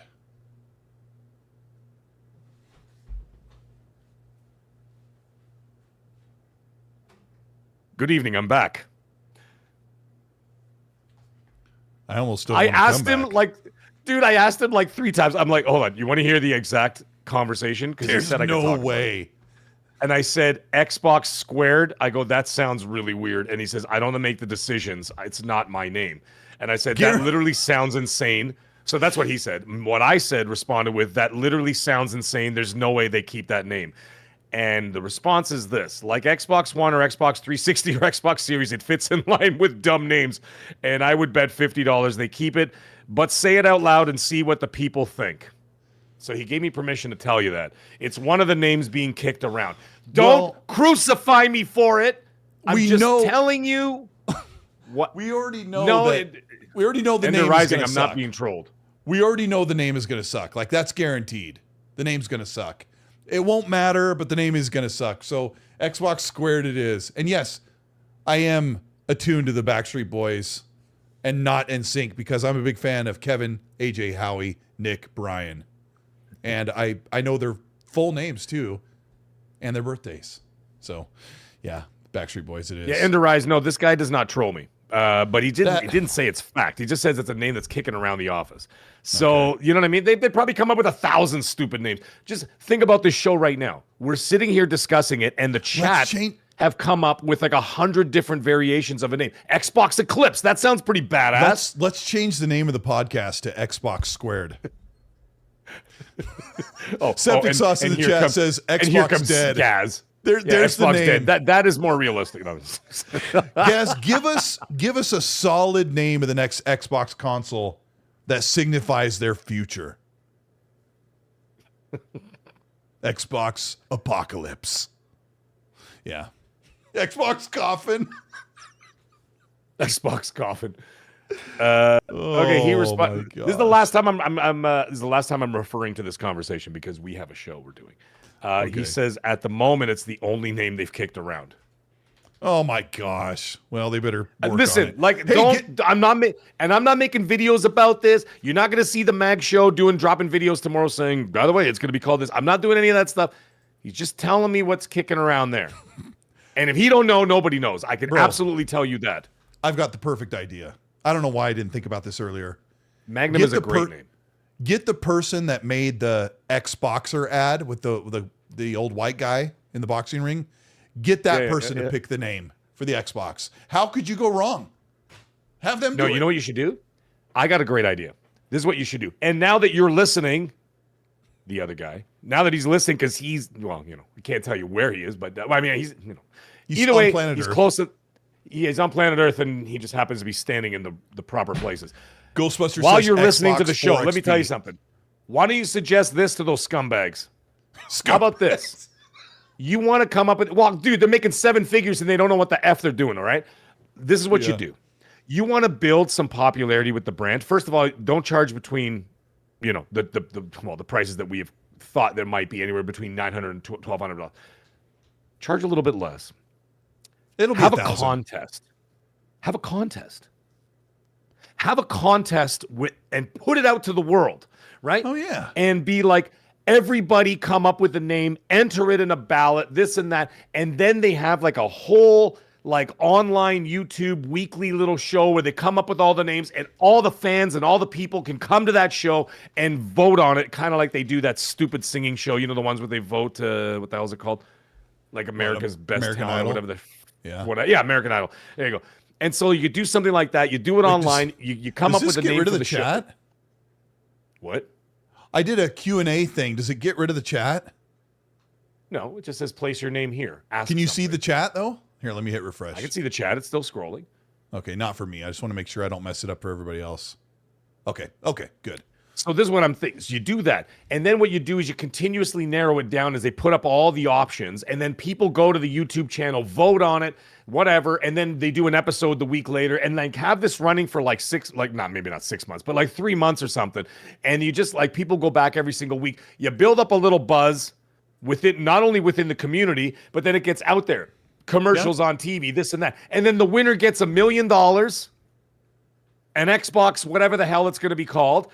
And then they get Game Pass for life. That's your reward for naming the next Xbox. They and everybody else to give someone Game Pass for life. That's too expensive. No it's shit. $30 a month. I mean, I meant no poop. That probably costs more than $1 million. Anyways, all joking aside, that's what you do. You get it out there, and people will all be out there and doing that. I think it's a great idea. Make a little buzz. These marketing people have no brains and no balls. They don't know what they're doing. The executives don't know what they're doing. They're all bumbling fools, and they're all making 7 figures, and they have no idea what they're doing. They got big bear claws, and there's the bunny, and they don't know how to kill the bunny and eat it for lunch. You mean like the Blue Jays it's insane. in Game 7? Fine. Okay, now that you're listening, talk to your people. I'm not talking to you on the phone anymore. I'm looking at you right in the camera because I know you're watching the show. Talk to your people. Get them to hire me. I'll show you how to run Microsoft. Maybe not the big stuff. I don't want to do what Satya's doing. I'm saying the marketing, get it out there, get a little buzz going. You know what I'm saying? These people have no like there's no soul. They have no soul, no passion. They come up with a stupid boxing commercial with some jackass, and there's a Series X, which you can't even friggin' buy in the store. They put a Series X in the commercial that you can't even buy because no one has one and they stopped making them. Oh, wow, what a smart idea. Listen to me. Get your Series X. I will get some buzz going. God damn it, these people are pissing me off. They just call it the Xboxer. Oh, sorry. I took the headphones off. I did that for dramatic purpose. Oh, I wonder why I could hear myself for a second. No. I'm seeing it now in the replay. I couldn't hear you. Fonz goes, wait, you can't buy a Series X? I mean, yeah, you can. You have a better chance playing pickup six through the butt cheeks and getting a Series X at a good price. Yeah. Xbox the names Excelsior. are still going. They are. The names are still going in the chat. You see what I'm saying? Do a show. Do something interesting. Get some buzz going. And it doesn't have to cost you a lot of money. You don't have to have a big production about it. Just get it out there. If I can generate more buzz on the mag show than an Xbox commercial, I think we got a serious problem here. Okay? So you don't need a lot of that. If Xbox did a 30-second video on their YouTube channel saying, we're putting a call to action out to you, the fans, to name the next Xbox. That's it. And then the details of how to do it, how to submit it, that would be a huge news item. That's a really good idea. That's what I'm saying. It would be IGN would write articles about it. Exactly. All these journalists would have their own polls where like here's 4 different names that you should vote on.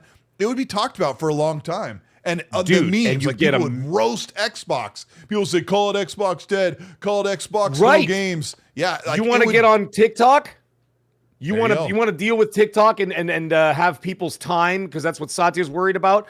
People doom scrolling instead of engaging on a console or their ecosystem. Yep. That's how you get people talking, because people will make videos, skits, ideas, all that kind of stuff. Dude, I know you're listening right now. I'll talk to you after the show.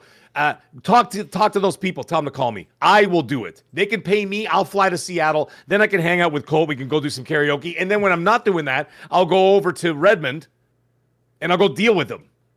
And I'll show you what's what. I'll show you how to do this. Are you kidding me? I'm not scared of those pussies. What are they going to do? What are they going to do? I'll sit down with Amy Hood and Satya Nadella and I'll scream at them just like I'm talking to you now. You think I'm going to be soft with them? And I'm like, listen, $1 million, $1 million US. What's that to them? Satya made that before he brushed his teeth in the morning. So you know what? $1 million. You put in $1 million US.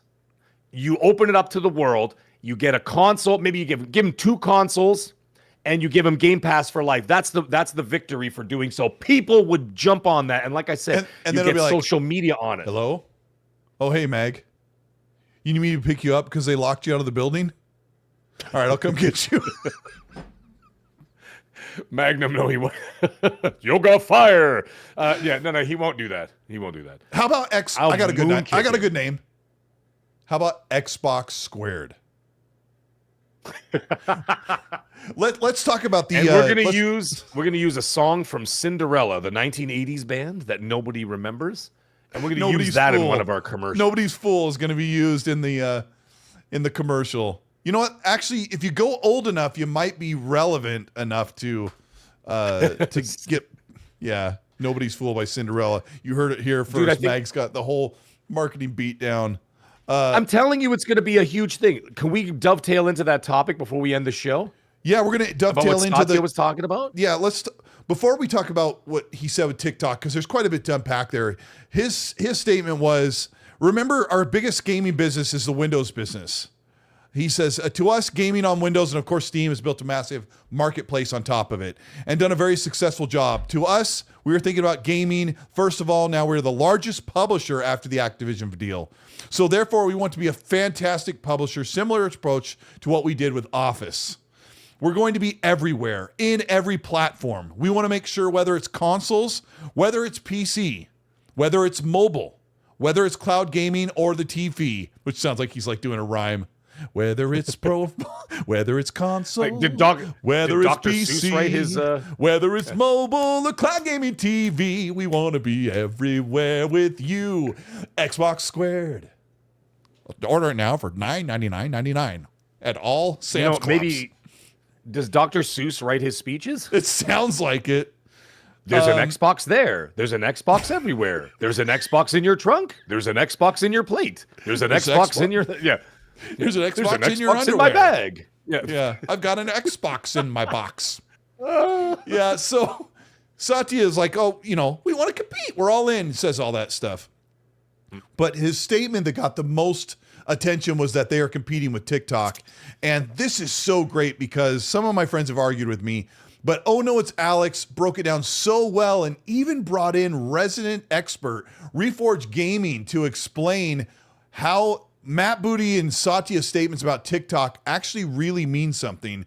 That I'll just cut right to the chase. What he's saying is we're competing for their time. When people are sitting there scrolling on TikTok or Instagram Reels or whatever and watching shorts instead of spending time playing games, because there is a reality where someone's like, oh, everyone's playing Arc Raiders and stuff, but I just don't really have time to game. There are seriously people who are watching TV or on social media during all of their free time, and they can't see themselves pulling away that extra time to game like they used to. That's exactly what he means. There's no other discussion. I want to hear what you have to say about it, Mag, but the discussion is simply put that they are trying to get you to spend money and spend time gaming, and now it's become super popular to just watch never-ending, incredible content at the flick of your thumb. Before I get to you, Mag, a podcast panel member was trying to explain that they have it on good authority that Xbox is going to make little 30-second Forza Horizon games.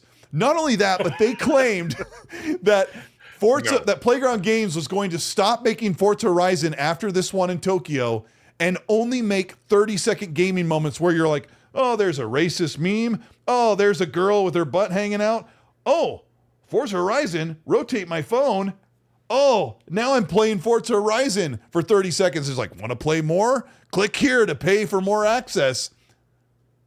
No, that's not what they're doing. So, Mag, tell me what your reaction is to this TikTok statement. Now, the thing is, I knew exactly what he was saying the minute I heard him say it. Like, I understood what he was getting at, right? So, like, when I was watching, people freaking out, they're like, oh, what did they compete in? I'm like, no. And I made a video about it. I'm like, no, guys. Yep. I mean, most people understood after they heard what he was trying to say. It was all about fighting for attention. We understand that. And you're not wrong, though. It can eat up your time. Like, when I'm sitting at home, there's some times where before I come down to this room, and this is where I got all my gaming stuff in my studio here. And when I sit down and I do that, and I'm like, all right, well, let me just catch up on Twitter real quick, see what's going on. And I'm like, oh, there's Bradward Fight. He tagged me in 755,000 tweets. I know Brad, he's here in the chat, so I'm busting his balls. So and then I'm like, okay, there's that. And then I'm like, oh, there's some other people talking. Okay, I got a few DMs here and there. I reach out to I go, let me see what's going on Instagram. So I go on Instagram, and then you get sucked in. And then all of a sudden, the next thing you know, you're 40 minutes in and you're still looking at all the memes of exactly what you just said. It's either political stuff, racial stuff, all jokes, it's not my fault. Girls half naked. It's not my fault. It just shows up. That's what I'm saying. That's what Instagram is. It's all racist stuff, girls half naked, politics. Right, Mag? Rage bait. Yeah. Rage bait videos where they show staged things that happened and or whatever. Somebody making food in the toilet. Yeah, then you've got food things. Like I said, then you have the fake videos where they have the AI stuff. An old grandma pull out a shotgun, and then you have the AI videos of Randy Macho Man Savage Some sitting of this there stuff is with better Mr. than video games, to be honest. I know. And then Mr. Rogers and Tupac are doing D's Nuts doing D's Nuts skits. Have you ever seen of those? They're the funniest things I've ever seen in my life. Oh, yeah. There was one he did with Eazy-E. I couldn't stop laughing. Eazy-E sitting there with a 40-ounce. And then Mr. Rogers goes, hey, Easy, do you like bofa? And then he's like, bofa? And he's like, both of these nuts in your mouth. Yeah, and I'm like, I couldn't stop. There's that. They've got the, what's the painter's name? You got Bob Ross playing Battlefield 6 on his painting canvas. Yeah. And so, then the next thing you know, after you've done all that, you look up, you look at your clock, and you're like, I've been here I thought it was 40 minutes, and all of a sudden, I've been here for an hour and 15 minutes. And then I'm like, that is time, and that's what he's saying. That's what he's talking. What do you got there, Colt? Is that a buttered sausage? Something about butter sausage, but yeah, trying to get it into focus. No, I could see it now. Yeah, let's talk about buttered sausage. Let's talk about buttered sausage. Holly, that boo number sent me this sticker, and I love it. Okay, go ahead. I don't even. So yeah, you'll spend an hour and 45 minutes when you could have gone in a couple matches or a chapter of a game. There you go. There you go. So what ends up happening is at the end of it all, like I said, I'll be sitting on my couch upstairs. You start scrolling around. You start looking at stuff and whatever. You're not even engaging in it. You're just like looking. It's constant stimulation that's happening. Whether it's making you laugh, whether it's making you excited with half-naked girls and all this other stuff. Like, oh, wow, check her out or this and that. Or, you know, or whatever. What is wrong with your algorithm? Dude, just go to Instagram. That's all it is. It's basically all of that stuff. One. I send Meg all the hot dudes, you know, like the guy. Yeah, thanks. So, you know what I mean? So it's all that kind of stuff. Or else you see clips of stand-up comedians or this and that. And then, of course, the AI stuff, as I mentioned. And anyways, on and on and on. It's absolutely right. 30 minutes turns into 40, turns into an hour 15. That's an hour and 15 that Microsoft doesn't have you engaged in their system. And you're sitting there doing nothing. Or Nintendo or PlayStation, because Sean Layden and Reggie said this. Right. They did say that a while ago, yes. And now Satya's talking about it now. But like, yeah, in reference to this topic, specifically Satya, we'll talk about Microsoft. And it's pulling people away from being in there. Now, the other thing is there's another argument out there when you talk about like kids, for example. Like my son and my daughter, more so my son, if he's playing games like Roblox or Fortnite or whatever, he's got his phone on his lap. He's got his headphones on. He's playing with his friends and he's talking to them. But in between matches, what does he do? He takes an ear off, and while he's waiting, he starts scrolling on TikTok, watching the same stuff they're showing on Instagram, right? And they're looking at all this stuff, inappropriate stuff or whatever it is. Doom scroll, yeah, like it's like, you know what I mean? And so like there's all of that stuff going on. And so people are engaging at the same time with all of that. Me, as an older person, I generally don't. Yes, my phone is on my desk when I'm gaming. However, I don't sit there and like, yeah, well, there you go. I don't sit there and scroll in between matches of Battlefield 6. I may check, like if someone sends me a text or a DM, I might look at it real quick. But I'm not going on Instagram doing that kind of stuff. But he's absolutely right. It is taking people's time away. And what it's doing is it's basically turning you into a drone. And what they want is they want you to be a drone on their system, not the other system. So, you know what I'm saying? So it's all about engagement and money. So I understand exactly what he's talking about. Yeah. Rambo in the chat says 40 minutes turns into 4 hours later. Okay, how about this, guys? How about this? What's interesting is when you go to bed, you're like, oh, I got to get to bed early. Right? I need to get in bed early. It's 10:38. I want to be asleep by 11 o'clock because I got to be up early. And then you're lying in bed in your nice cozy blankies. Okay, your cat's curled up at your feet. Yeah, I'm on one your side wife of is my next pillow. to you. Whatever. And then what do? You pick up your phone and you start going to this. And then you look at the clock and go 2:17. And that's what happens. And you were awake the whole. Oh no, Cole, don't worry, you're not the only one. I do it too. So and bad. And that is what's happened. And you know what they want? They don't want you in bed at 10:38 and scrolling till 2:17. They want you on Xbox at 10:38 until 2:17, and then you go upstairs exhausted and just pass out. But that's not the reality because there's a simplicity to be able to just hold your phone as opposed to turning on the console, sitting down in front of a TV. It's a whole friggin' situation. You know what I don't game in bed. This past weekend, I took the Xbox ROG Ally X, and I'm like, I'm going to bed early.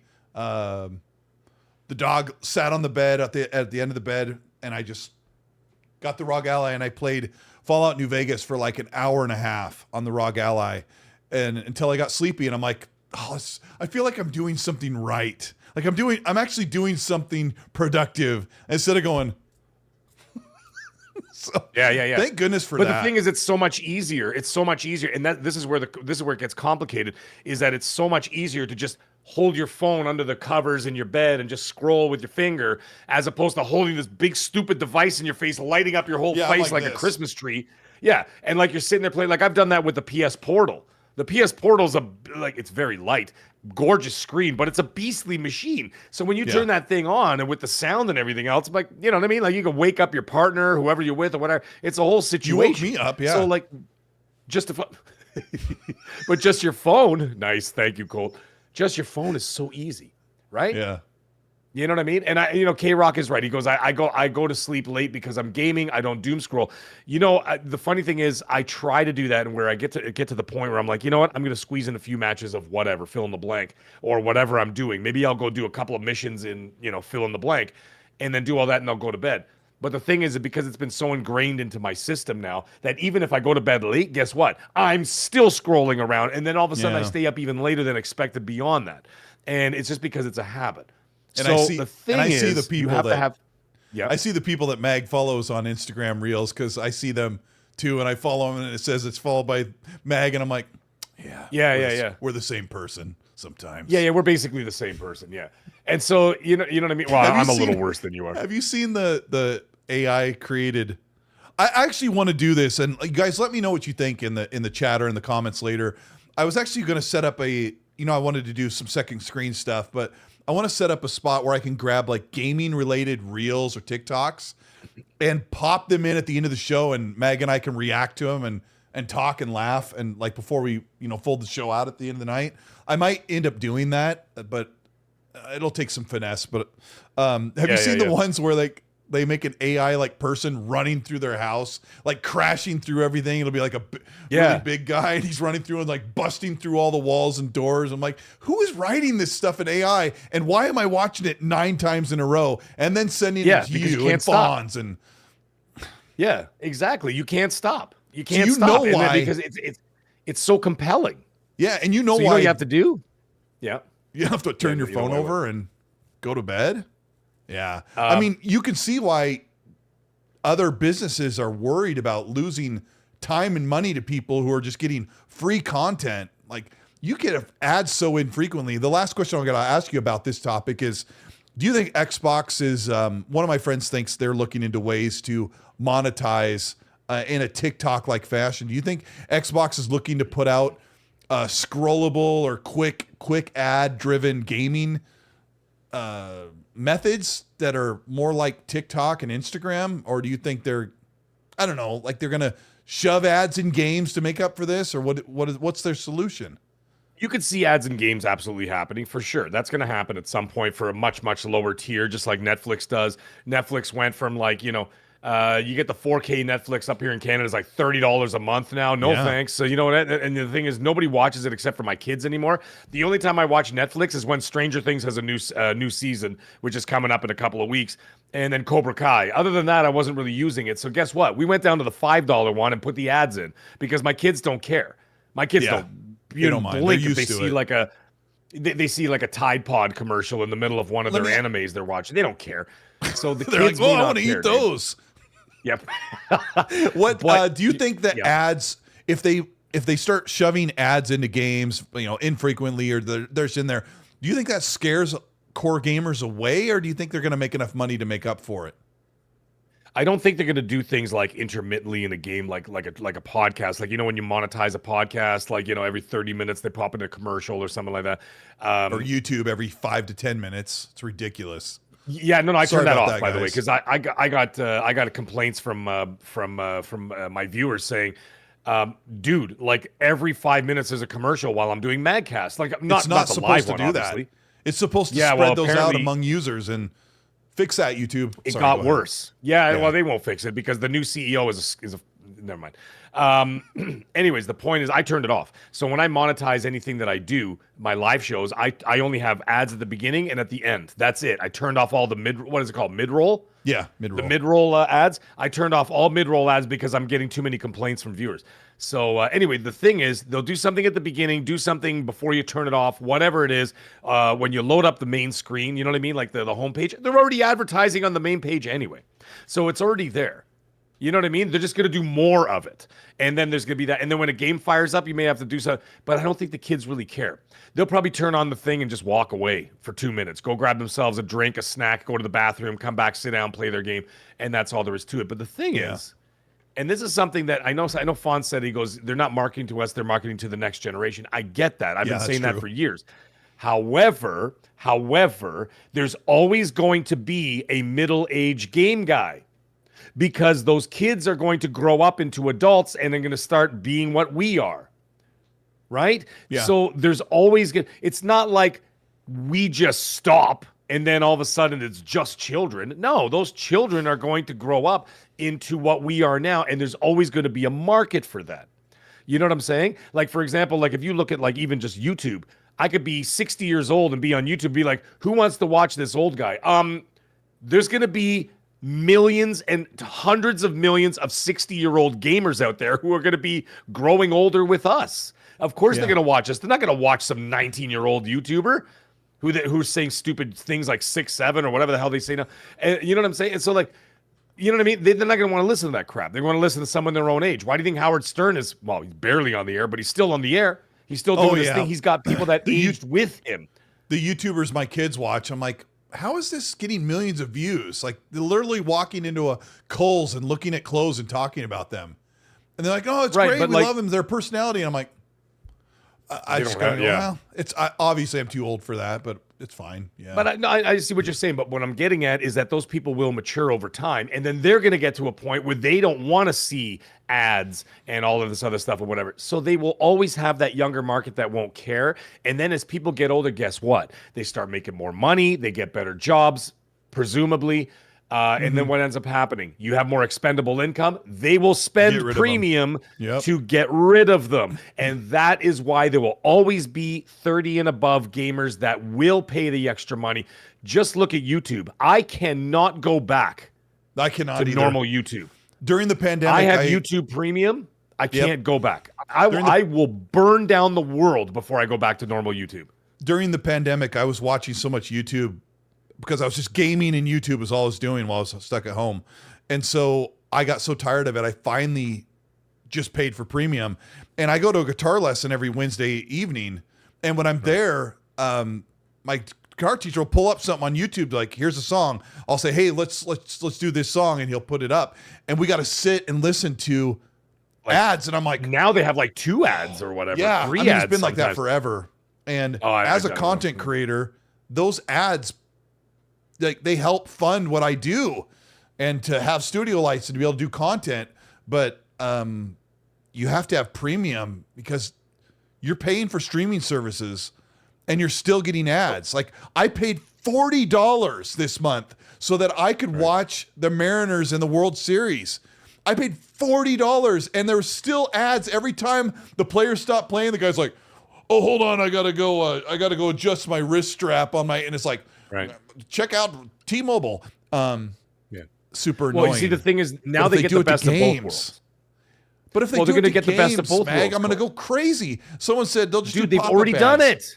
Like when you pause, they've already done it. When you pause Netflix or Hulu or one of those, like a Tide thing will pop up and sit there until you hit play.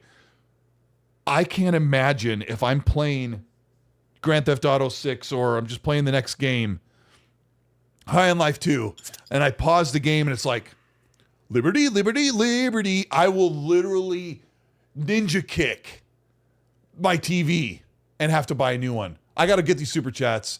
We got one more topic we got to blast through.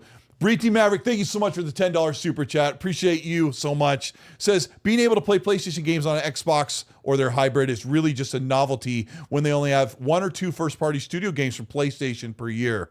There are thousands of great games released every year that will be at your fingertips. That's true. I've been telling people lately, like, I'll just get a PS6. I'm like, good, go get a PS6. But, you know, you're going to miss out on some games that everyone's playing on PC or the flexibility. But do whatever you want. Chris, thank you so much for the 5. Chris 3464 says, Microsoft plans to beg us to do anything except buy an Xbox is a massive success. Amy is happy. Satya is fitting himself for his Matrix AI bed. Yeah, I mean, they're doing a real great job of that. Sir Riffs a lot. Thank you so much for the 2. Says, call it Xbox developers. Love that. Game Seeker, thank you so much for sending me 10 channel membership gifts. A bunch of people in the chat I saw are now channel member. So if I make a new video this week, hopefully I better, then you'll be able to see that early access. Thank you, everybody who supported my last video. Got 100,000 views. It felt really great to put that video together with the news from Jez Corden and Satya's latest statements. Thank you so much. Grandpa's Barbecue Game Cat, thank you for the Australian 2, says, Grok suggested Xbox Nexus as the name. And that is actually the name of this this button right here is called the Nexus button. So that's actually a good name. And if they did that, I wouldn't be mad. FarQ, thank you for sending a channel membership gift as well. That went to DizGuy07 or Jose L, who's been around for here forever.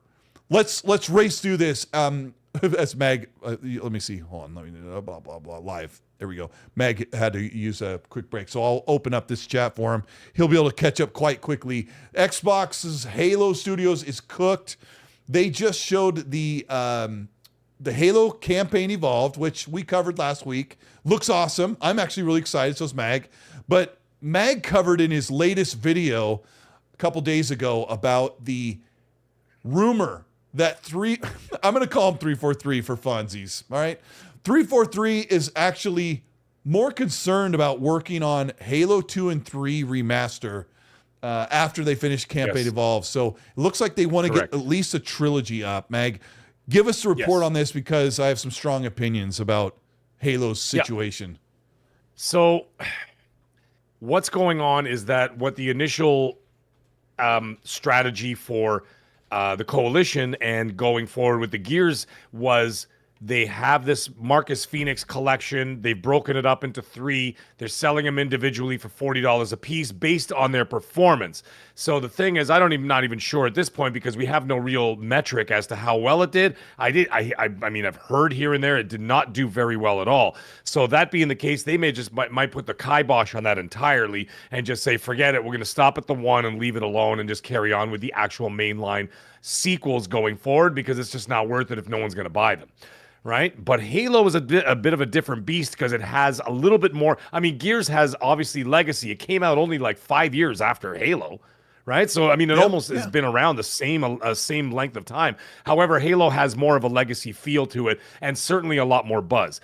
And what we talked about last week, for example, if you look at Gears of War was not featured on the front page of PlayStation.com, nor was it featured on the front page of the PlayStation Store. But when I went to PlayStation.com last week, which you and I showed on the screen and we talked about, and then I pulled it up on my other screen here, the first thing you saw was a gigantic Master Chief right across PlayStation.com and the PlayStation Store, like on the console. As soon as you went to the PlayStation Store, Master Chief right there, pre-order now. Right? They're really pushing it forward. So I think that it's going to do incredibly well. I really think it's going to do really, really well. And as a result, they're already got in the works right now a remaster for Halo 2 and Halo 3. Now, this is on top of the multitude of other projects happening at Halo Studios, which I have a little bit of an issue with because I'm like, listen, guys, you guys could barely get Halo Infinite out within like 7 years. And I mean, even though I liked it, a lot of people didn't. I think it was 7 years. Don't forget they delayed a whole bloody year and a half. Yeah, it was about 6 years, I think. Yeah. 6 years. Okay, there you go. Cool so stuff. In 6 years, you could barely get one game out, and even then, it died on impact pretty much, even though, like I said, I loved it, but I mean, it died on impact. And a month later, the whole game was dead. No one was playing it. No one was talking about it. The multiplayer, they supported it a year later, but it had a big reemergence. Too little, too late. It shouldn't have had that. But it's gap. Too late. Yeah. It was too late. By that time, do you it think was that out Halo of Studios, the. Do you feel like Halo Studios has earned your faith and goodwill? No. Or do you think they're? No, they haven't proven themselves. And listen, I already told you haven't. before, Halo Studios is literally just 343 with a different hat on. And that Scooby-Doo mask. It's the same people. It's like, I would have gotten away with that new Halo if it wasn't for you meddling kids. And they Where's pull the Halo mask 6 on. and It's still 7? 343. Halo 3 and 2, you mean? Yeah. Yes, Chris in the chat. He goes, they're talking about a Resident Evil style approach, and that's exactly what they want to do. They want to do like 1 or 2 remakes or remaster, remakes or whatever in the works. Resident Evil's remake is one of the most popular, very lucrative games, and it's one in alone. But you know stands alone is one of the greatest things. Yeah. But you know, the thing is, the remakes are so damn good of Resident Evil. And it's not just because I'm a Resident Evil nut. The quality is unmatched. The graphics are unmatched. the gameplay, the added features, the added content, everything that they did to it is just dripping with AAA quality. Yep. And that is why people go and look at those games. I played Resident Evil 2 on Xbox, the remake. I played Resident Evil 2 remake on the Xbox Series X and then bought it again for the PS5 Pro, and it looked like it came out yesterday. That game has already been out for like 4 years or whatever it is. And it looks like it came out yesterday. And it's unbelievable. If Halo Studios can continue to put up that kind of quality of what we saw in that video, they're going to do incredibly well. So now the thing is, yes, the release cadence will be remake, and then like a mainline game, then a remake, then an offshoot game that they're also been developing as well. And then on top of that, are you saying this Halo 2 remake is probably going to come way down after the next actual Halo game? Like they're going to do Campaign Evolved, and then they're going to put out the standalone Certain Affinity game, and then Halo 2. Like they're going to piggyback new content with old remakes. Yes, that's okay. That sounds a little better. That sounds a little better. That's the plan. It's not like the execution is an entirely different thing. I can't speak on the execution because Xbox Stallion. Knock it off, Phantom B. You're distracting. I mean, 343 did an incredible job with Halo 2 remake. The Blur cinematics are incredible. The game collection. Yeah, because it shipped. It's basically the stuff that you'd already had, but Halo 2 was like the newest one. It got like the full treatment for Master Chief Collection. So I basically bought Master Chief Collection in 2014 just to play Halo 2. And of course, the package was undeniable. $60 for all these games. So yeah, that was pretty cool. I really enjoyed that. I mean, it had a lot of problems with the multiplayer at launch, but they figured it out over time. I wasn't even playing it, dude. Everyone was crying. I was like, I'm too busy like screwing around with Halo 1, and I was playing all the way through 2 and loading up 3 and stuff. I'm like, if they're having problems, all the games in the Master Chief Collection. I played all through them. And I have no problem going back and spending the money and playing them again on full remakes, but they got to be absolutely, like I said, with like what Capcom does, it has to be dripping in AAA quality. It has to be dripping in AAA quality. Otherwise, with Unreal Engine 5, they can make it super high quality. Well, yes, but here's the thing. Unreal Engine 5 also has a lot of issues, but we won't get into any of that now. But the thing is that everything hinges on this. And I know that sounds a little bit dramatic, but it's not. Because if you put out a bad impression with your first multi-platform Halo game, regardless of the fact that it's a remake of the original, if you don't nail this 1,000%, because don't call it an Xbox tax, okay? Because how can you screw up your quintessential? Yeah. That's quintessence. The reason why there's such a focus on what they do is because their games do rate generally very well, but not all well. But the reception to them are not all that great, and that's why people put so much scrutiny on them. They're like, these games are all right. Well, it scored an 83, but like I played it for an hour and I hated it or whatever, right? And it doesn't really set the world on fire. So there is more scrutiny there. But Halo is absolutely the one that they're going to have to be very careful with. This is going to absolutely set the tone moving forward. If you don't nail this, immediately people will be like, I ain't buying that, whatever the hell they're going to call it, Halo 7 or whatever it is, or maybe they will. Performance issues. It cannot have glitches. No. And 4-player co-op, right? That has to match you right in. It has to like work without crashing. I know we do we keep it as real as possible, and some of it can come off as being overly negative, and some stuff sounds pretty negative today, but them letting people play an entire level, they actually let people behind the scenes play up to 3 levels for Campaign Evolved.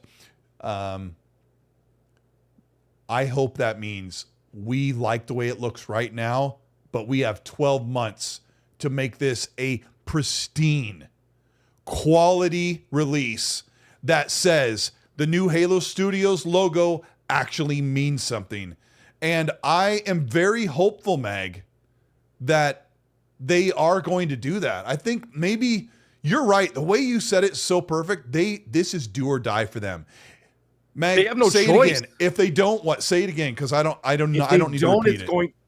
Yeah, I'm just saying if they don't nail this 1,000% damn near perfect, and it plays like an absolute dream, it will set the tone for all their projects moving forward, and they have a lot of projects in the works. You don't want to release a game and then have a year of apologies before your next release, because that has been a standard theme going on at Xbox since 2013 of releasing stuff and apologies for 12 years beyond that, and then still releasing stuff and apologies. We don't need that. You need to nail this 1000%, and they have, you know what, I'll tell you right now, Phil and the rest of them have to be standing over there. You don't have to stand on top of people, because there's nothing more irritating than someone overlooking what you're doing to the point of whatever, but there has to be quality control. Yeah, they have to be there very often. They have to be there and say, this has better be the best goddamn Halo game I've ever played in my life. I don't want to see it even drop to 59 frames per second. I will murder everybody in this room. It has to be perfect. And it's because, and like I said, once that gets into people's heads, once that sets, like I said, sets the tone. I've said it 4 times already. It sets the tone. You will not be able to wash away that stink with the next game, because people will remember that. They're already 10 years behind. The past 10 years of the Halo franchise have been very tumultuous, with one of the standout things being Halo Wars 1. Nope, that was 15 years ago or 14 years ago. So since Halo 5, they've been... Halo Wars 2 was in 2017. That was not really well received. And that should have been a sure thing, because Halo Wars, the first game, was really well received. What's that? I liked them. I liked all those games. I loved Halo 5. I thought that was a lot of fun. I enjoyed that. I loved Halo Infinite. Hold on. Shizby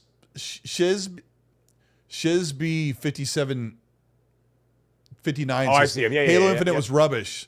It sucks that you didn't like it. Has their opinion. But Halo Infinite was pretty fun. It was pretty good game. I love the Halo Infinite multiplayer and things.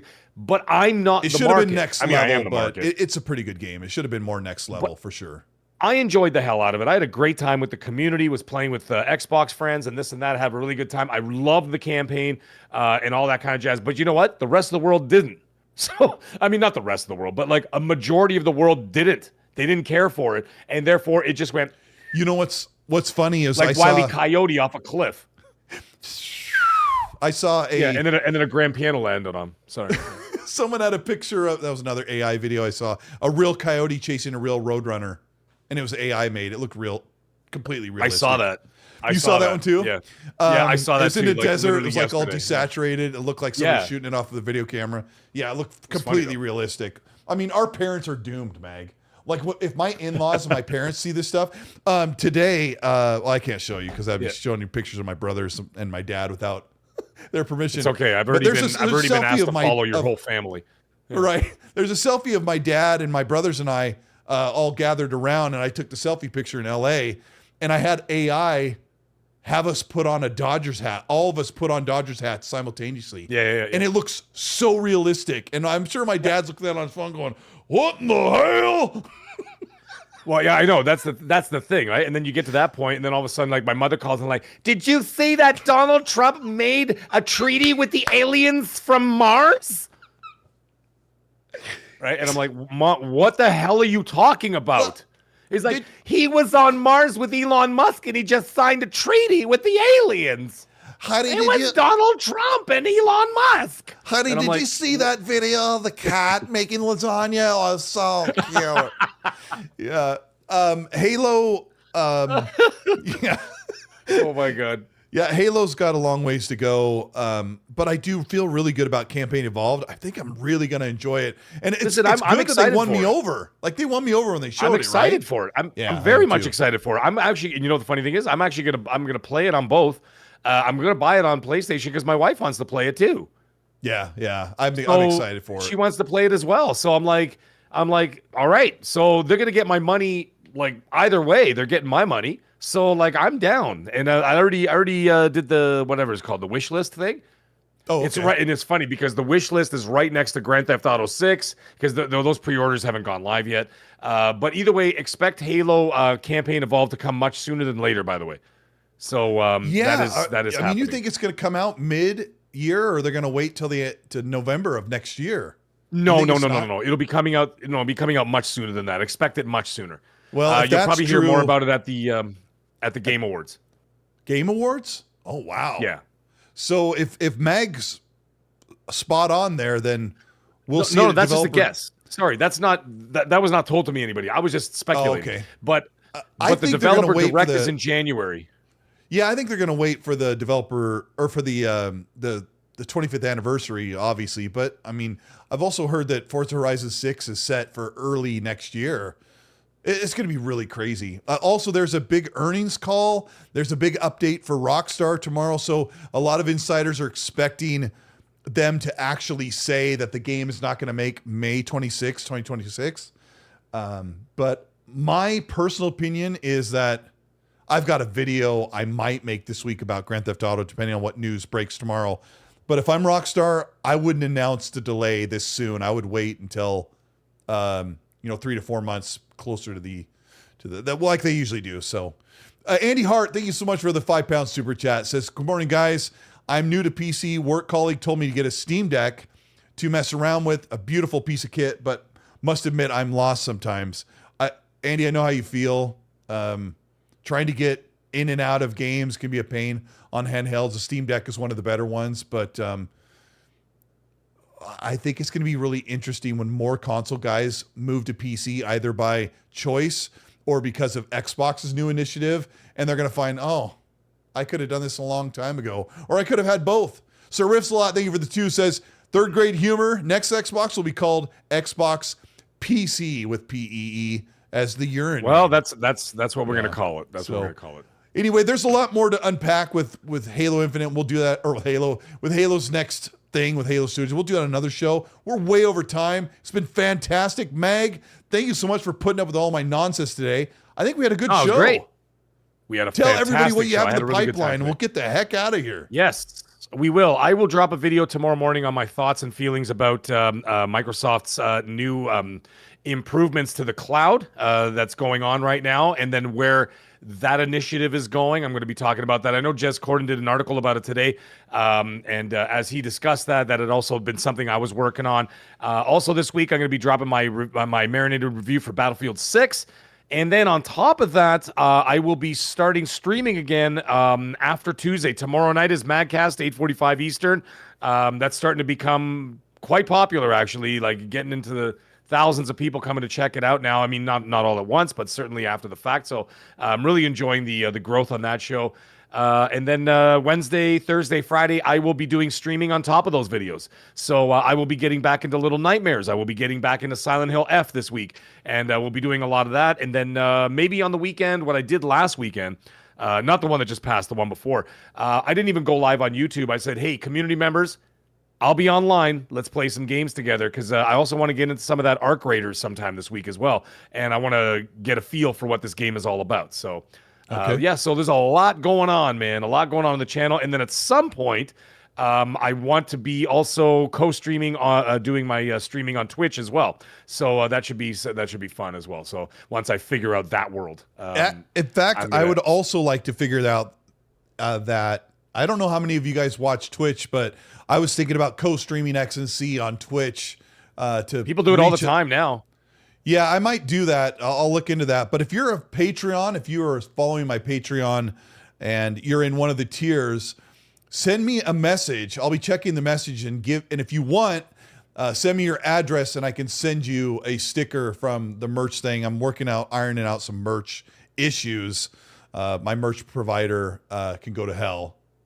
They've left one of our great supporters in the breeze for 7 months with a hoodie I paid a lot of money for. I paid about $60 for this hoodie to send to him, and it's sitting in processing, and they're giving me the runaround. So I'm working that out.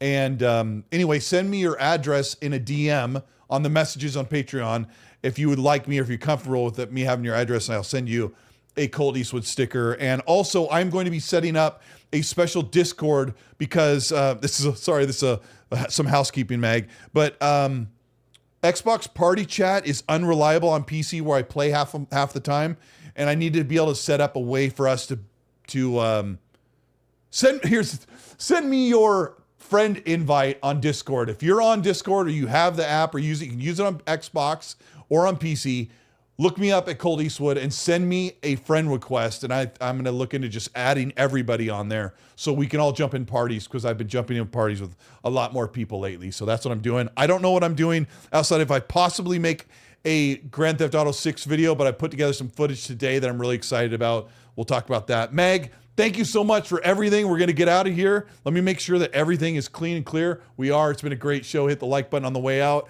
We'll see you guys next Monday. And Mag. Yeah, man. You stay magnificent. Yeah. Be nice. All right, we're out.